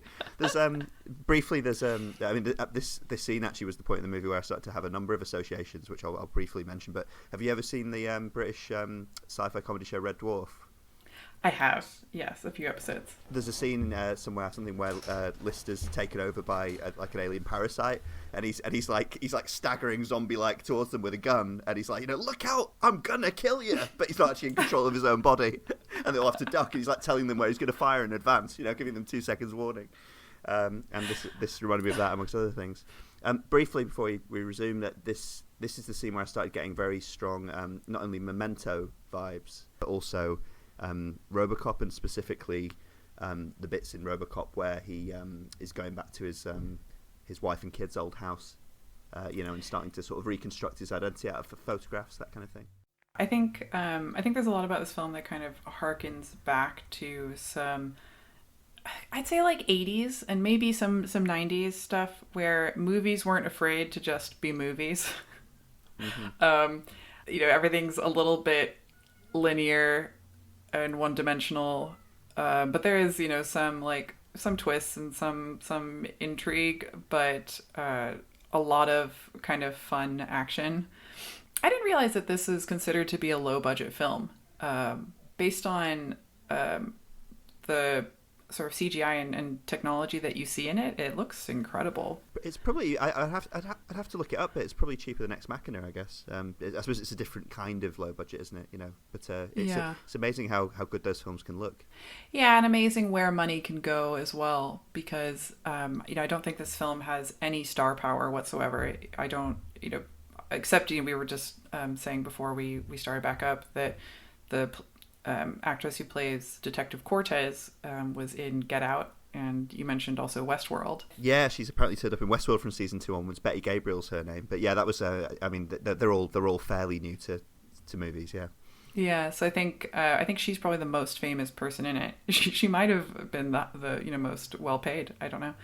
I mean, this fight scene is very it's hyper kinetic, and it's got that kind of Matrix esque. Now I know kung fu fun to it, hasn't it? Because he's ridiculously good at fighting, but he's also very squeamish. And I love how because I'm agnostic. I'm neutral on ultraviolence. I think ultraviolence can be really funny in movies, really well deployed. It can be genuinely shocking. It can also be a bit numbing and pointless. I actually quite like the ultraviolence in this, just because it's played for comedy, because he's horrified by it. Yes, yeah, as he's doing it. And the funny thing is that the first time I watched this film, I was absolutely horrified by loads of it, and I don't know what kind of a mood I was in, but I think it's that sort of thin line between tragedy and comedy, where if you look at somebody who's completely unwilling and reluctant and totally grossed out by something that has control over their body is making them do, and it's horrific and gory, like, to me, it was like a nightmare. And I've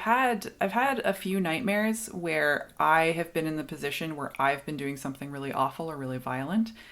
And it doesn't, there's this disconnect between, like, this isn't who I am. What am I doing? And so it's personally a really terrifying thing for me. Mm-hmm. So watching it, I was just like, oh my God, this is so fucking dark. And then that's really interesting. Yeah. And watching it a second time, that scene became quite cartoonish to me and quite funny. And I think it's because I'd already watched the whole thing. I was also watching it in broad daylight in my living room in a big open space, and it was easier to kind of disassociate from those sort of like nightmarish qualities of the situation. Well, I think we've been being a bit flippant about the movie and sort of perhaps sounding a bit contemptuous, or at least mocking of the whole thing, and we are doing that. but make no mistake, we're absolutely doing that. Not to be snobbish at all. The things I liked about this movie, I think it's definitely maybe not as quite as richly thematic as something like Ex Machina, but it's definitely got a lot going on. And when I compare it even casually to RoboCop, I love RoboCop. But this also, I think this is that kind of movie, but it also is the sort of movie I can imagine watching with my teenage friends when I was 13. Oh, of course, yeah. Yeah, so Gray is this quite reluctant and unwilling and totally grossed out participant in the absolute destroying of this man. The fight scene ends with a very severe Glasgow smile, and Gray / Stem as the victor. In the next scene, we learn in a morgue with Detective Cortez that this man has a bunch of robotic parts. He's a cyborg, and he has handguns in the literal sense that his hands are guns. Mm-hmm. So now we get the idea that these baddies might all be cyborgs or have these like digital parts and things. And then the movie continues with a series of showdowns and fight scenes and very video gamey. Go to a place to get a thing, fight a thing, to move on to the next place. Yeah, there was a lot of that kind of the equivalent of key fetching, basically, wasn't there? Yeah, a lot of that, and then and then it leads to a chase scene, and then it leads to and a lot of these can be summed up in Gray's own words of "You thought I was an invalid, and it turns out I'm a fucking ninja." Mm. I was thinking that a lot of the way the film in this sort of middle stretch works is, if you were to apply sort of thriller archetypes to it, it sort of works in almost a kind of Lethal Weapon way, where you've got a kind of good cop, bad cop, or good cop, sort of milquetoast cop, unhinged cop. It's just they're both in the same body. Yeah, I could see that. You've got that kind of dynamic, haven't you, where it's like one threatens to go further than the criminals, and has to be kind of restrained, and you keep having that interplay. It's just this is putting a sort of sci-fi twist on it. And then how would you kind of pull Detective Cortez into that? Because she seems like a third cop in that. in that situation. Yeah, I suppose she's. I suppose she's like the more sort of conventional, maybe back at the station kind of voice of bureaucratic reason, isn't she? Yeah. or at least partly, Yeah, I kind of like that she seems wise to things. Like, even though the evidence points away from what she's starting to suspect, she's still kind of following her gut on that. And even though she's largely pretty ineffective, I think that she fights a good fight and seems to be like a strong, smart character, which I like about her. And she didn't need to be written as a woman, and I like that she was. There's a surprising number of female characters in this film for kind of what it is, which is, as I was told, a dude's movie. I mean, it's got so many associations in it. I mean, we talked a little bit in Ex Machina about the kind of zeitgeisty nature of cybernetic augmentation and personal assistance, and everything from indie low budget movies to the Marvel cinematic universe. This obviously has some Iron Man echoes as well, doesn't it? As well as the darker kind of Nolan-esque Batman echoes. Yeah, I can totally see that. Because my first reading of the film was much, much darker, it just felt like there was almost no comedic relief. That was kind of relentless. I kind of wondered if it was noir, if it was like neo-noir. Well, I think Memento, the Memento association for me suggests that, at least. Okay, yeah, so you're in agreement. It felt very, very noirish to me, especially that scene when he kind of goes into the final boss. Or the second to final boss when he fights. You might as well call them bosses, to be honest. I think that's the narrative level we're talking about. When he fights Fisk, who's the guy whose literal handgun was the one that killed his wife, and when he goes in there and they have that mustache twirling sort of conversation, and he's sort of inviting him to become part of the master race, and sees him as an Ubermensch, so he could kill him right now, but he won't, because he sees him as upgraded, just like me. That scene, with the way the light is coming through the windows, even felt very noirish to me, and it felt like, you might as well have Humphrey Bogart walking into an office and having a conversation with the final baddie. You want to make everything into a Philip Marlowe movie, though, don't you? Let's lay that on the table. It's true. It's all I want. I mean, it's got that private. It's got that not private revenge, but also private eye kind of DNA shot right through it, hasn't it? Yes. Yeah, and you mentioned the PI thing earlier, and yeah, I think that's definitely in there. I think there's a lot of cool things happening in some of these fight scenes, and also kind of increasingly ridiculous. For example, the death by non-compliance of social distancing when the bartender dies by way of sneeze, that has tiny robots that go into his brain and eat it up. I forgot about that bit.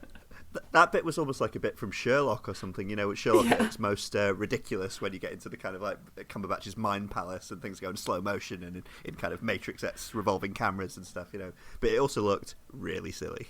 Yeah. I loved it. Yeah, I found that particularly funny. I don't know, I really enjoyed just the biker bar of baddies in general as a location. The Old Bones was a pretty entertaining place. Well, they're very pulpy as well, aren't they? In this kind of thriller, you often just get gangs that are sort of inexplicably powerful, and yes. that you have to get through for some reason. I think it's that old kind of slightly classist thing, isn't it? Of the most disposable of baddies are seen as people from the sort of underworld. So if you can vaguely define them as that, then the perceived audience can just enjoy you trashing them. yeah, exactly. And inflicting violence on them. They almost want to see it. One thing that I thought this film does really well, besides the effects being quite good, and like I said, I liked the use of cinematography and sound effects when we changed between Stem being in control and Gray being in control. And of course, we see more and more of those sound effects and those sort of camera movements once Stem starts taking so much control of Gray that Gray is not really able to control it anymore. But also, I think that there's something really believable about a near future that has so much of a mix of older technology. Mm-hmm. I think that so often when we see something in sci-fi, it's kind of like everything has advanced, everything has changed and looks different. But the way it actually happens is technology goes to the very rich first, and kind of trickles down to people until it's, necessary to have a smartphone, even if you can't really afford, to have a $1,000 phone. I read a really good, I think it was Ricky Gervais, in about 2010, Ricky Gervais and Stephen Merchant did a movie called Cemetery Junction, and it was set in their childhoods, in their youth, so it's set in the 70s. And they were talking about set dressing in period dramas in general, and they were saying that if you want to make a standard 70s set film, you'll set dress it completely with stuff from the 70s, maybe the mid-70s, bang in the middle of the decade, stuff that people associate with the 70s. But he was saying, well, if you want to make, because their film's set in a working class English neighbourhood, they're saying if you want to make an authentically set dress movie, what you do is you go back 10 years, you fill the house with everything from the 1960s. Yes. Because that's what was actually in the houses of the 1970s. And that's so true, isn't it? Because look around, our places are surrounded by 2010 stuff. They're not surrounded by 2020 stuff, because the 2020s has just started. All our fondest stuff is 5 to 10 years old, really, isn't it? Or older. And that really resonated with me. And you can apply that kind of to future think as well, can't you? To future prognostication. And I think it should be a lot more frequently. And with you as being part of a younger couple, you're going to have stuff that's 5 to 10 years old, but an older couple might have stuff that's 20 to 30 years old. A really big, sort of mix of stuff going on there. Yeah. But I really liked that, some houses had this like Alexa style AI with robotic arms that would make you food and do cleaning and whatever. And then this house that he goes to in New Crown, it has a mechanical lock, and the only thing that seems to be more technologically advanced is his message table. I think you very rarely, this is a whole other sidebar that we don't really have time for tonight, but I think you so rarely see like pure shining modernist utopias these days, do you, that as applied to the wider world? Like when you tend to see those environments in like Ex Machina, for example, they are the playgrounds of the very rich. If you see something like Her, it's set in what looks like a kind of Silicon Valley-esque kind of playground of tech bros. It's you never just see like a shining city on the hill kind of golden age sci-fi type place anymore, do you? Like the grimy future, the kind of, I guess, post Blade Runner, post Alien kind of grimy lived in future is more than anything the default now.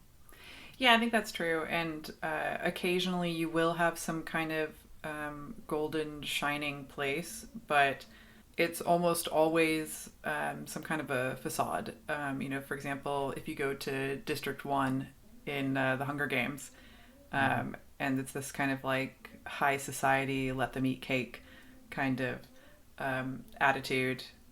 People who are feasting on these huge buffets and drinking liquid that allows them to vomit so that they can continue to eat, while these other districts are starving and being worked to the bone. So you go there and it looks really beautiful and it seems like this Shangri-La, but it's because it's really a facade for something like really awful that's going on.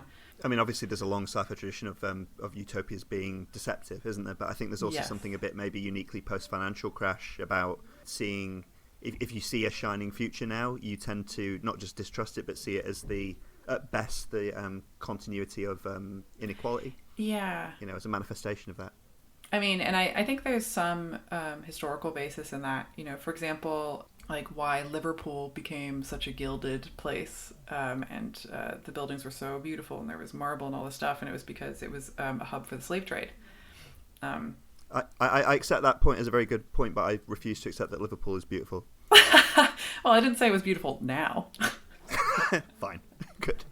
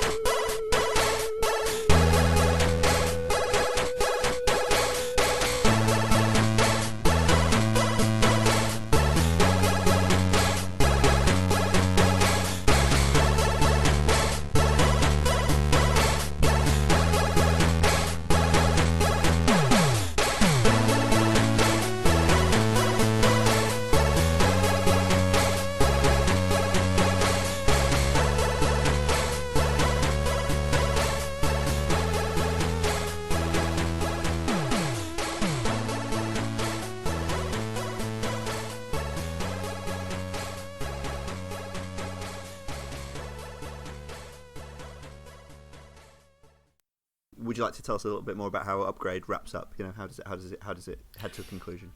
Yeah.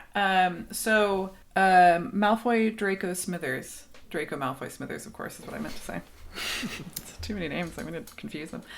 He lets Gray know after that initial Glasgow Smile guy met his demise that he should know that he's been tracking him and that he had signed an NDA to keep his super abilities a secret, and that doing things like that might expose him, expose STEM, whatever else, and that if he continued to do that sort of thing, that he would shut him down. So he continues to seek revenge on behalf of his wife with STEM's help, and then is starting to get shut down. So he's starting to lose the ability to be able to still walk and move. And before STEM starts shutting down, he gives him information for a place to go to find a hacker that he's researched on the dark web, expecting that something like this might happen, and gives him specific information to say to the hacker so that she can bring STEM back to functionality. So he finds the hacker in this building. They are called Jamie. They go by they, them pronouns.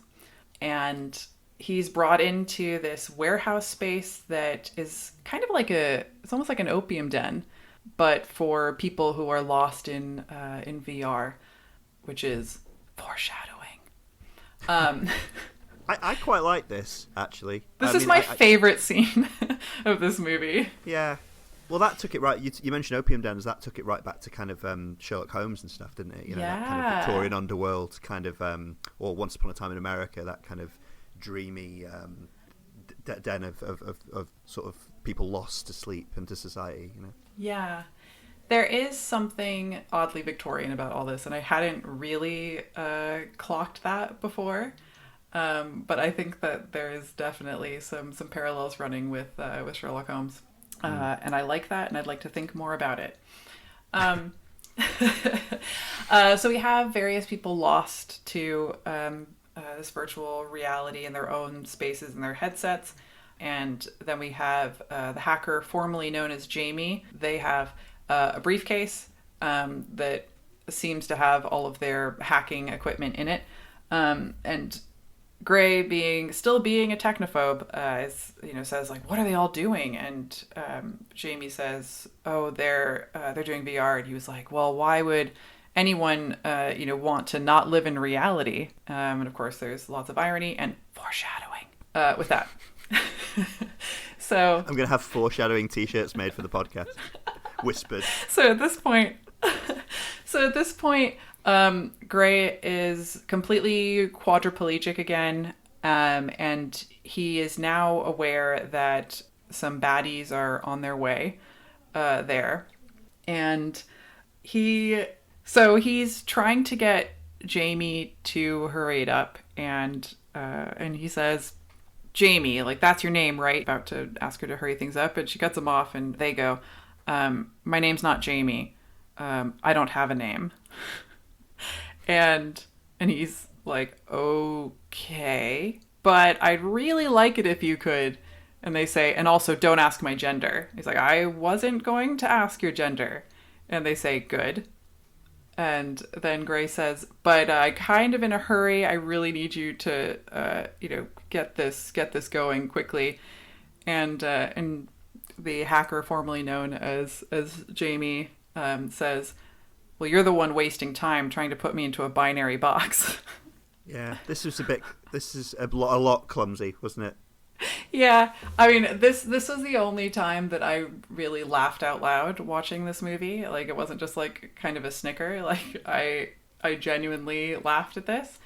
Yeah, it was almost like Whannell just wanted to have a little bit of a nod at culturally what might happen with gender distinctions and self-identifying and names in the near future, and I kind of liked that there was a nod to that, and it was a nice relief for a moment from the rest of the film.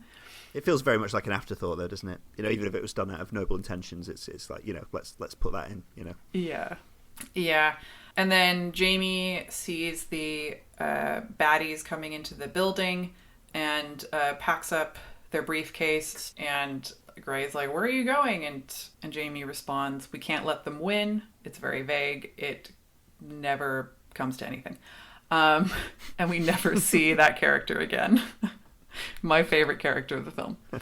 So, just in the nick of time, he gets his abilities back. He kills one of the baddies. The other one, the worst of the baddies, the second to final boss, escapes. We learn that Stem now has full control, that Gray doesn't have the ability to give and take away permission for Stem to take over, so Gray's getting quite anxious about that. But this fighter his name's Fisk. This fighter is just as good as Stem is, and Stem is starting to run out of options, and Fisk is saying that his emotions make him weak, because he's thinking too much about the fact that Fisk killed his wife, and that means that, he's not doing so well in this fight. And at the last moment, Stem asks Gray for his help because he's like, I don't have any, I'm just AI, I don't know what to do anymore. My fighting stuff isn't working. And Gray realizes that Glasgow Smile Guy is actually Fisk's brother, and they served in the military together, and so he starts saying some really mean things about how he killed his brother. And then Fisk gets emotional, aka weak, in this film, and Stem is able to kill him. They listen to his voicemails, and Draco Malfoy Smithers' voice is on the voicemail, and so now this means that they realize that he was the one who had planned Ash's death. So then there's another, like the final boss, I guess, kind of scene starts to take place, and Aaron says, "No, it wasn't me. It was Stem all along. He made me do all of the things." He should be called Dr. Neocortex. He should actually have the name of a final boss. He should. He absolutely should.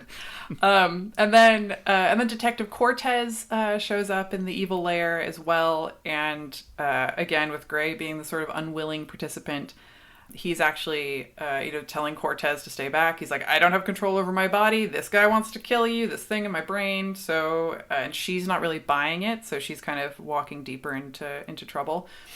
Gray has some success with fighting against Stem. He's about to shoot Cortez, and he's able to kind of pull his arm away so that he can't aim as well. And then when he's about to lose that battle and shoot Cortez, we cut to Gray waking up in a bright white hospital. We see his wife. He's confused. He tries to speak to Stem. Stem doesn't respond. And she's like, "You've been out for a few days. We had a bad car crash." And I was like, I swear to God, if it was all just a fucking dream, I am going to be so annoyed. Yeah. And then we cut back to Stem in Gray's body actually shooting Cortez. Turns out that he has developed internal VR to be running at the same time as his protocols, so that Gray is now where he wants to be, which is with his wife, with none of this ever happening. So those sort of VR sort of locked in, essentially. Yeah. So the VR people that we saw earlier that he was looking down on, where he's like, why would anybody want to live in reality that wasn't true? He is now living in a sort of virtual reality. She also, something I didn't mention, which I actually kind of liked in this film, is that she appears a few times. She actually appears right before he gets his abilities back in that sort of opium VR den. He sees her there. And it's one of those tropes that you see in films sometimes where, somebody sees their dead wife or their dead whatever for a moment, and it's kind of this psychological artistic license to remind the audience of the motivations of the character and the relationship to the person motivating it, who's now gone. And this is one of the only things, like when I was talking about Ex Machina, where something kind of serves a double purpose and makes for sort of more interest and better writing in films. I think that those parts are actually moments in which STEM is trying to start to trigger the VR. And so we're starting to see Gray see his wife. And I think that rather than that being, it wasn't a dream that he woke up from. And it wasn't, she's actually seeing VR of her in front of him in that VR den. Well, to make a few Ex Machina comparisons, that would then put him in the position of Caleb, wouldn't it? Essentially locked in by an AI at the end. Exactly. It's also obviously a movie where, they both end with an AI in human form walking free, Yes. Yeah. Yeah, and I one thing that I find interesting to talk about with both of these movies is kind of the technical structure as far as like Joseph Campbell's hero's journey. Do you want to take a stab at explaining that briefly for anyone who's not familiar with Joseph Campbell? I think I'll leave that to you. Oh, thanks. You brought it up. I was like, hey, David, would you like a baton? And you were like, no. Also, it's called a baton. I will just before we talk a little bit about that. I was just going to mention that the protagonist being locked in with his wife in a sort of in a sinister state of bliss. It kind of reminded me of the kind of thing that you get in other revenge narratives, like the one that came to mind was Gladiator. Where in a more traditional afterlife kind of vision, you have the hero reunited, peacefully with his family at the end of his vengeance quest. But obviously in this, it's a sinister twist. It's a false trophy. As a male of your gender, sure, is the sort of going after baddies and revenging your wife and or girlfriend thing some kind of a male fantasy? That's a big question. Well, I'm of Italian descent, so my gender is Mario. That's the princess quest. It's not exactly revenge, but that's baked into me. And my boon is pizza. I suppose there's. I mean, we've sort of been steering around it a little bit, haven't we? But I suppose there's tons in this movie about repressed male rage about a whole bunch of stuff. You brought up class-based anxiety and employment-based anxiety, obviously disability, after the accident at the start, and impotency. Impotence, yeah. The both physical and kind of social, and the classic revenge narrative, the rage, the suppressed and directed rage of a revenge narrative. I mean, I don't know. I mean, I suppose it's one of those things you could just say, I've never had cause to feel bad enough to be really taken over by those feelings, and it's interesting that so much heroic and anti-heroic fiction revolves around that. I guess it's one of those. It's just a very old story, especially I suppose in older times, most humans would have dealt with the trauma of losing someone to violence. So there's that, the warrior king as well, the kind of restoration of justice, all the good old Testament stuff, I was going to say that it seems like a much more modern story trope that you get this sort of, John Wick Taken, that sort of man takes on all the baddies by himself to, seek revenge or get something back or whatever. I was kind of thinking that was kind of a new story trope, but then, with you mentioning that it's actually quite biblical. So maybe the fantasy kind of comes out of like taking the power back and being able to seek that revenge in a time that would normally feel hopeless and tragic and all of that. Do you know what really surprised me about this movie? And I don't mean this sarcastically. Like, we've obviously had a bit of fun with the predictability of some of the sort of twists. What I really thought was going to happen, in the last act of the movie was I thought it was going to, and this would be pulpy as hell, but I didn't think that would stop it.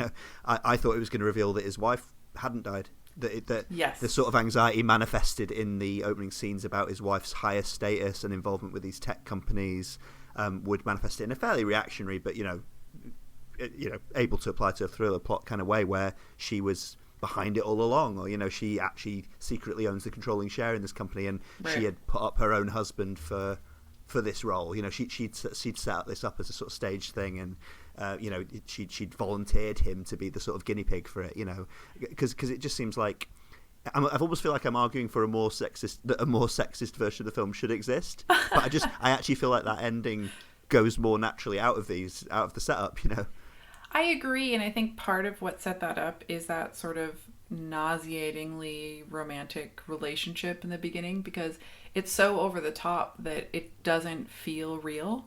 It feels like a facade, especially when Gray is in the self-driving car with Asha on the way back from dropping that muscle car off to Smithers. He asks that question about like, well, what is somebody like me supposed to do when all of this stuff starts taking over the world? And she, brings him over and starts making out with him, and it feels deflective. It's like, watching Nathan, speak to Caleb, only Nathan wouldn't try to make out with Caleb to distract him from, asking the good questions. I was listening to a podcast the other day that was all about the sort of recently wrapped up presidential campaign of Andrew Yang. And it was talking about a lot of his ideas about universal basic income, but a lot of the stuff that his campaign was talking about the the inevitable further mechanization and the coming in American culture and global culture in the next sort of 10, 15 years, and how various economic ways to be ready for that. But because I just listened to that the other day, the theme of the pretty lightly worn theme. It's not like a reasoned treatise on it or anything in this movie, but the fact that the idea of employment and underemployment is toyed around with was making me think that this might be quite a resonant thing in contemporary anxiety.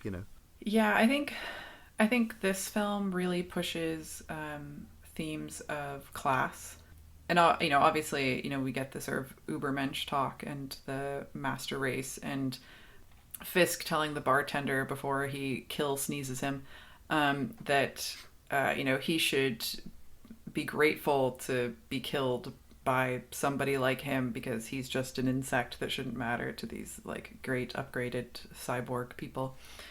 So there's this kind of setup of this sort of rich area versus the working class area of New Crown, new technology versus old technology, AI to humans, or cyborg to humans, which we only really get a moment of in Ex Machina. They don't touch on it too much. When Nathan talks about right before that like Oppenheimer quote thing, when Nathan talks about how the AIs will be looking back at us the way we look at apes on the plains of Africa. And I was reading in one of the articles I looked at how that assumes that the AI would care. And there's actually something like kind of egocentric of, thinking that the AI as the new master race would look back on humans and care about their existence. Yeah, I suppose you run into that in Terminator, don't you? It's the hostility of Skynet is on a surface level more immediately scary, but actually the indifference of Skynet would probably be more insulting. Yeah. That would be my version of Terminator, where the Terminators are walking around but they're just ignoring us, and we're like, this is so insulting. This is so patronising. Can you at least try and exterminate us? So here's a question for you. Mm-hmm. Where do you think STEM takes Gray's body next? No idea. I mean, do you mean what is the plan here? What is? Well, yeah. He walks out of the hidden rock like mad scientist lair, and then the movie ends, right? There was something. Well, I suppose you could say like STEM's imprisonment, unlike Ava's, has been it's not been a corporeal imprisonment in the in the traditional sense, but he's been imprisoned as the backseat driver. Yeah. In Gray's head, so it's not. That's over now, and he now has the freedom to do whatever he wants. But I'm not really sure how that's. I'm not sure. I suppose to its credit, you could say it shares a bit of Ex Machina's, fairly artful ambivalence about what there is no grand scheme. The humans don't appear to have a really grand scheme beyond just creation of this life. The life doesn't appear to have a particularly grand scheme beyond railing against overt human control. Maybe what it really speaks to is just our complete uncertainty about the moral and sort of philosophical issues brought up by AI in general. Whether we're optimists or pessimists about it, none of us seem to have much of an idea where it's heading. Yeah, I think the anxiety is that they might take over, or we might lose control over them, but we haven't really considered our anxiety past that point. We're not sure what we're afraid of that they're going to do exactly once they walk out the door in full autonomy. One of my favorite answers to that, we mentioned it on the messaging before, but like one of my favorite answers to that is in her when it's got childhood's end resonance to it, the sort of Arthur C. Clarke influence, but the AIs, the sort of collectively the AIs in her basically break up with the human race. It's portrayed as a romantic breakup en masse where they kind of ascend. And again, this is my thing about, it would be scarier or at least more insulting if Skynet ignored us. That's essentially the benevolent version of that at the end. It's portrayed as a romantic tragedy. But not one of loss of life, just of us, being usurped, in the way that previous versions of humans were, as you say, and then ignored. Yeah, I think in Ex Machina, Ava's desire to just not be in that room anymore and not be watched by cameras anymore, and to kind of have agency, those desires become really clear. And I think with that ending, with her kind of seeing herself in the reflection of a window, and for a moment you're not sure which side of the glass she's on, and you can see that there's people busily moving around, and then she turns around and walks away, and you can tell that it's a reflection, so now she's outside of the glass, metaphorically and literally, and she went where she wanted to go, and basically people watch. She was watched her entire life by people, and now she gets the chance to watch a crowd, and all of that kind of makes sense to me. But I think with Stem leaving as Gray, I just don't know what his plan is. It seems like there was so much thinking and plotting that went into his master plan of setting up this whole situation where he makes Gray a quadriplegic, and that Asha was just collateral damage. And it's a pretty complicated plan, but then it just doesn't seem like he has anywhere to really take it. I kind of think, a scarier ending, or an ending that might make more sense, is if, he's in that mad scientist lab and he starts replicating himself, or he starts, building things. So the idea is that he's going to slowly take over in a very Ultron-y way. I suppose in some ways, in this, Stem is standing in for an older sense of, as well as the sci-fi trappings and but in the thriller plot, he's standing in for that kind of older Victorian Gothic idea of Mr. Hyde, isn't he? Mr. Hyde's plan. Mr. Hyde is the original, Heath Ledger's Joker without a plan. His plan is control, in the sense that there is any plan. His plan is to be the one who's steering. Yeah, I can see that. One thing I wanted to bring up before I bring it back to that Joseph Campbell stuff is I want to talk about Psycho, because Hitchcock with Psycho, it was the first time that an audience had seen a protagonist killed off halfway through a film, and it's the first moment of real violence in the film, and it's also kind of a violent filmmaking technique. To suddenly cut your audience off from anyone or anything to empathize with. So as soon as that character is dead, you move on to the next scene, and it's like, what's happening? Who am I identifying with? How can the story continue? The idea of reading a story, if the main character, especially if it's a kind of first person, and it's the only person you're kind of following, you kind of assume they're going to stay alive. And so I think both of these films kind of take the protagonist and effectively kill them off at the end, and we kind of walk away with a new protagonist who is the AI. And I don't know if you can kind of make a connection between metaphorically the AI are taking over versus humans, because of the fact that the audience now is given the AI to relate to, and it's like, oh, this is now the main character of this film, even if it's for the last 10 seconds of the film. I think it's just supposed to leave the audience with a little bit of unease and uncertainty. Well, and of course, as well as the protagonist-antagonist swap that you referred to in Psycho, you end that movie with a human body that appears to have been taken over by a persona and a voice that is not its original steerer, not its original driver. God, that's good. Yeah, no, I think that's an interesting one. It's funny you bring up Psycho, because I was going to go to the horror well as well, because I was going to talk about, just mention really that this is also redolent of demonic possession. The battle for the human body that you see in The Exorcist. Where again, I mean, The Exorcist kind of has a happy ending in the sense that the demon is at least banished. Right. But so in that sense, the ending of both this and Psycho is bleaker. The demon has won, at least in terms of control of this body. And then you're getting back to really old religious views of of the loss of control and the loss of saintliness. And the loss of, I guess more modernly, the loss of the ego steering. Again, the id is in control. Yeah. Joseph Campbell. So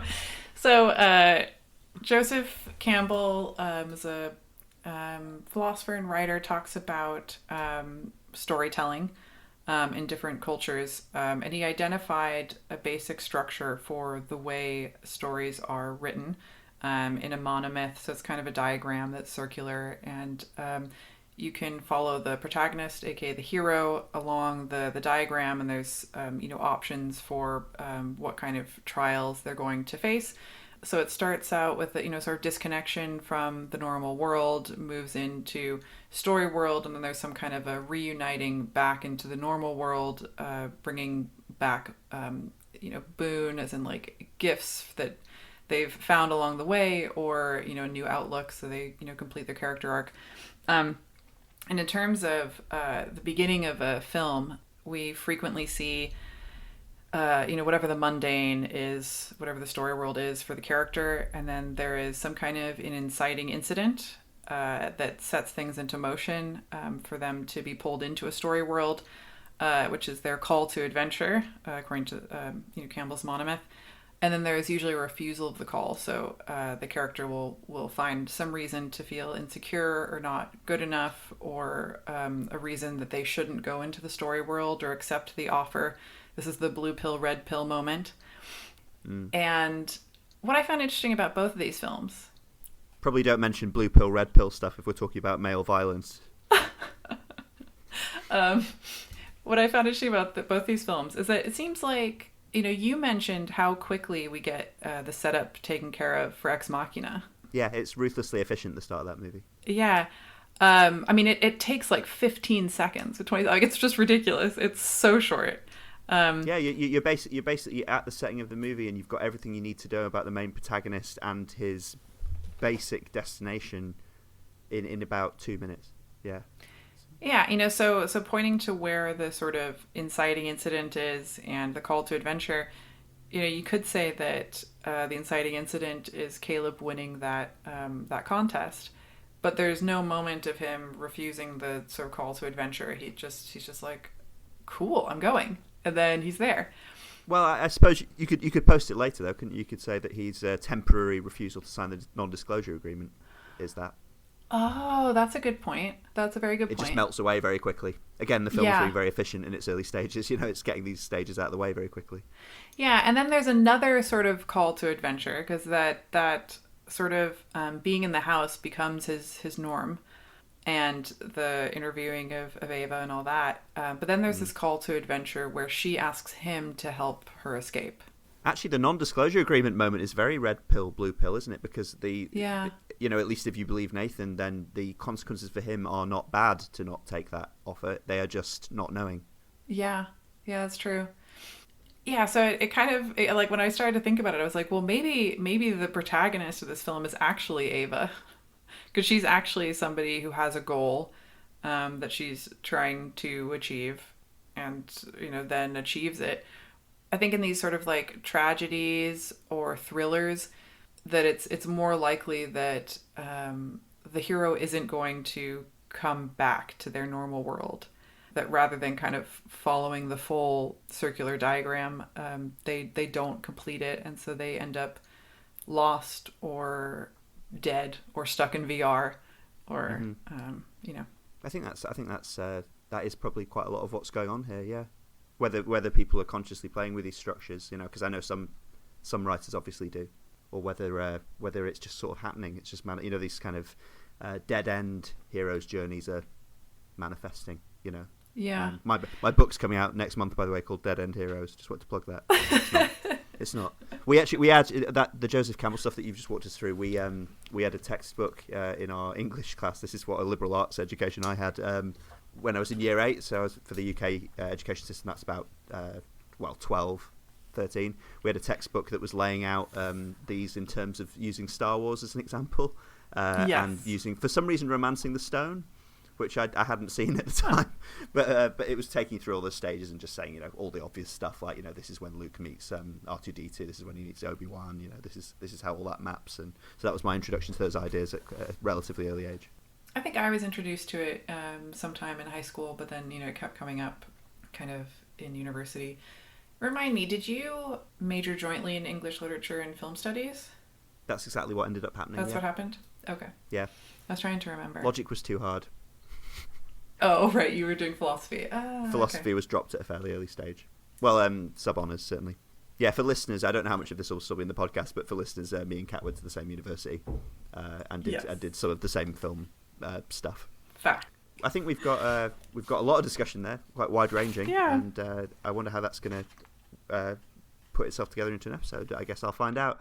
And that concludes our discussion of Ex Machina and Upgrade. I'm really glad you managed to join me, Kat. Thank you very much. Oh, thank you so much for having me.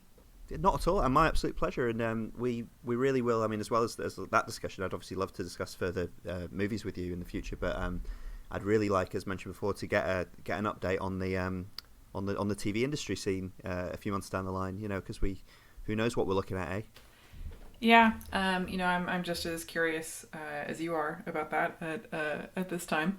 But I would love to talk about more films. I'll go away and spend some of my ample free time thinking about some ideas, and it should be fun. As will I. So with that, that's goodbye from me, and goodbye from Kat here. Goodbye. See you next time.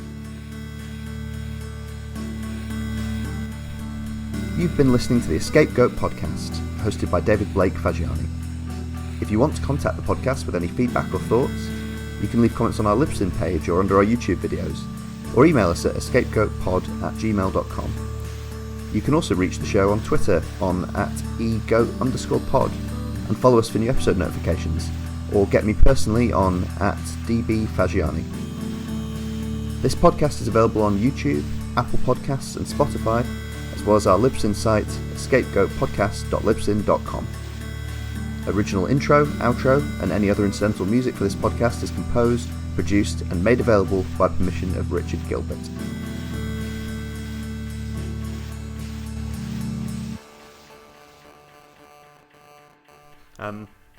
Psycho moment was fun. Yeah.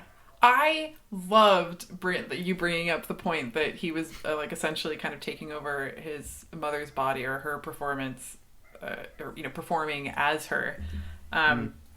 I like your point, your earlier point that allows that of the rupture between the main characters and the antagonists. Because you then do follow a different person around while they clean up the murder scene of the person you were identifying with. It's Yeah, it was just cool because I'd only thought of that moment in Psycho and thought that the ends of these films really felt like that, and I hadn't taken it further because it was just so exciting to be like, oh my god, this relates even better than I thought it did. Like, comparing these movies makes total sense. I had a fun conversation with Rich. I think it was about a year ago. Have you ever watched any Fawlty Towers? Yeah, that's the one with John Cleese, and it's a hotel or something. Yeah, I've seen. Yeah. I couldn't tell you much about it, but I know of it. It's still kind of almost considered the Citizen Kane of British sitcom, certainly a British sitcom farce, But Rich, I'll give Rich credit for this. I think he pointed out that the sort of situation you tend to see Basil Fawlty in is essentially the situation that Anthony Perkins in Psycho is in. A frustrated hotelier who's trying to cover up secrets and getting increasingly stressed about it. That's so essentially the second half of Psycho. You are stitching together two different sorts of narrative, but the second half is essentially a sitcom. It's a sitcom farce, where this character is trying to hide his transgressions. It's just you're actually talking about murder as opposed to gambling money on a horse, or not having a kitchen staff, or what the various Fawlty Towers plots are. But there's literally there's a Fawlty Towers episode called The Kipper and the Corpse where they're trying to get rid of a body. So it gets pretty one-to-one at certain points. But, I love that observation. Sitcoms are often just a hair's breadth away from real tragedy and horror. The frustrations are the same. Oh yeah, I mean I guess it's short for situational comedy, and comedy is walking that fine line. So most of those situations in a slightly different light, slightly re-edited, could be really horrific. Yeah, well, Hitchcock alone. I mean, there's that Hitchcock movie Rope, isn't there? Where there's the the body. If it was a play, the body's kind of on stage, hidden in a box for large portions of the movie, and that literally happens in Fawlty Towers. It's not someone they've killed; it's just someone who's died overnight. But it's the same kind of right. The same kind of and Arsenic and Old Lace. Oh yeah, which is fairly dark for that time period for a comedy. But yeah. Cary Grant could have played Norman Bates if that film had been made 20 years beforehand. No, he couldn't have. I won't allow it. He's too handsome. He is. Arsenic and Old Lace is a great film. I'd love to talk about that movie. I didn't see Arsenic and Old Lace till, well, I don't know, 2016, something like that. Okay. I know that's shocking. It was on my to-do list, obviously, but there's so many things in that way, aren't there? Did you hear the great thing about Sorry, I will wrap up the show in a minute. But did you hear the thing about Cary Grant, that he was one of the early therapeutic users of LSD? No, I didn't. So I'll have to get the dates for this, but I think in the 50s, certainly by the early 60s, but in the 50s, he was seeing a psychiatrist. Kind of almost before it was cool. Or at least, kind of one of the first taker-uppers of that kind of thing. And he, but the psychiatrist, because it was the Wild West of fucking medication, back then, with amphetamines and everything. And the psychiatrist was just really into LSD, had some sort of proto-Timothy Leary-esque source for it, and just prescribed a ton of it to Cary Grant for therapeutic reasons. So there's meant to be movies that he made during that period where he's just beyond high, transcendently out of it for whole swathes of his career, which I really want to put that spin on his career now. North by Northwest comes across very differently if you think he's going through a trip.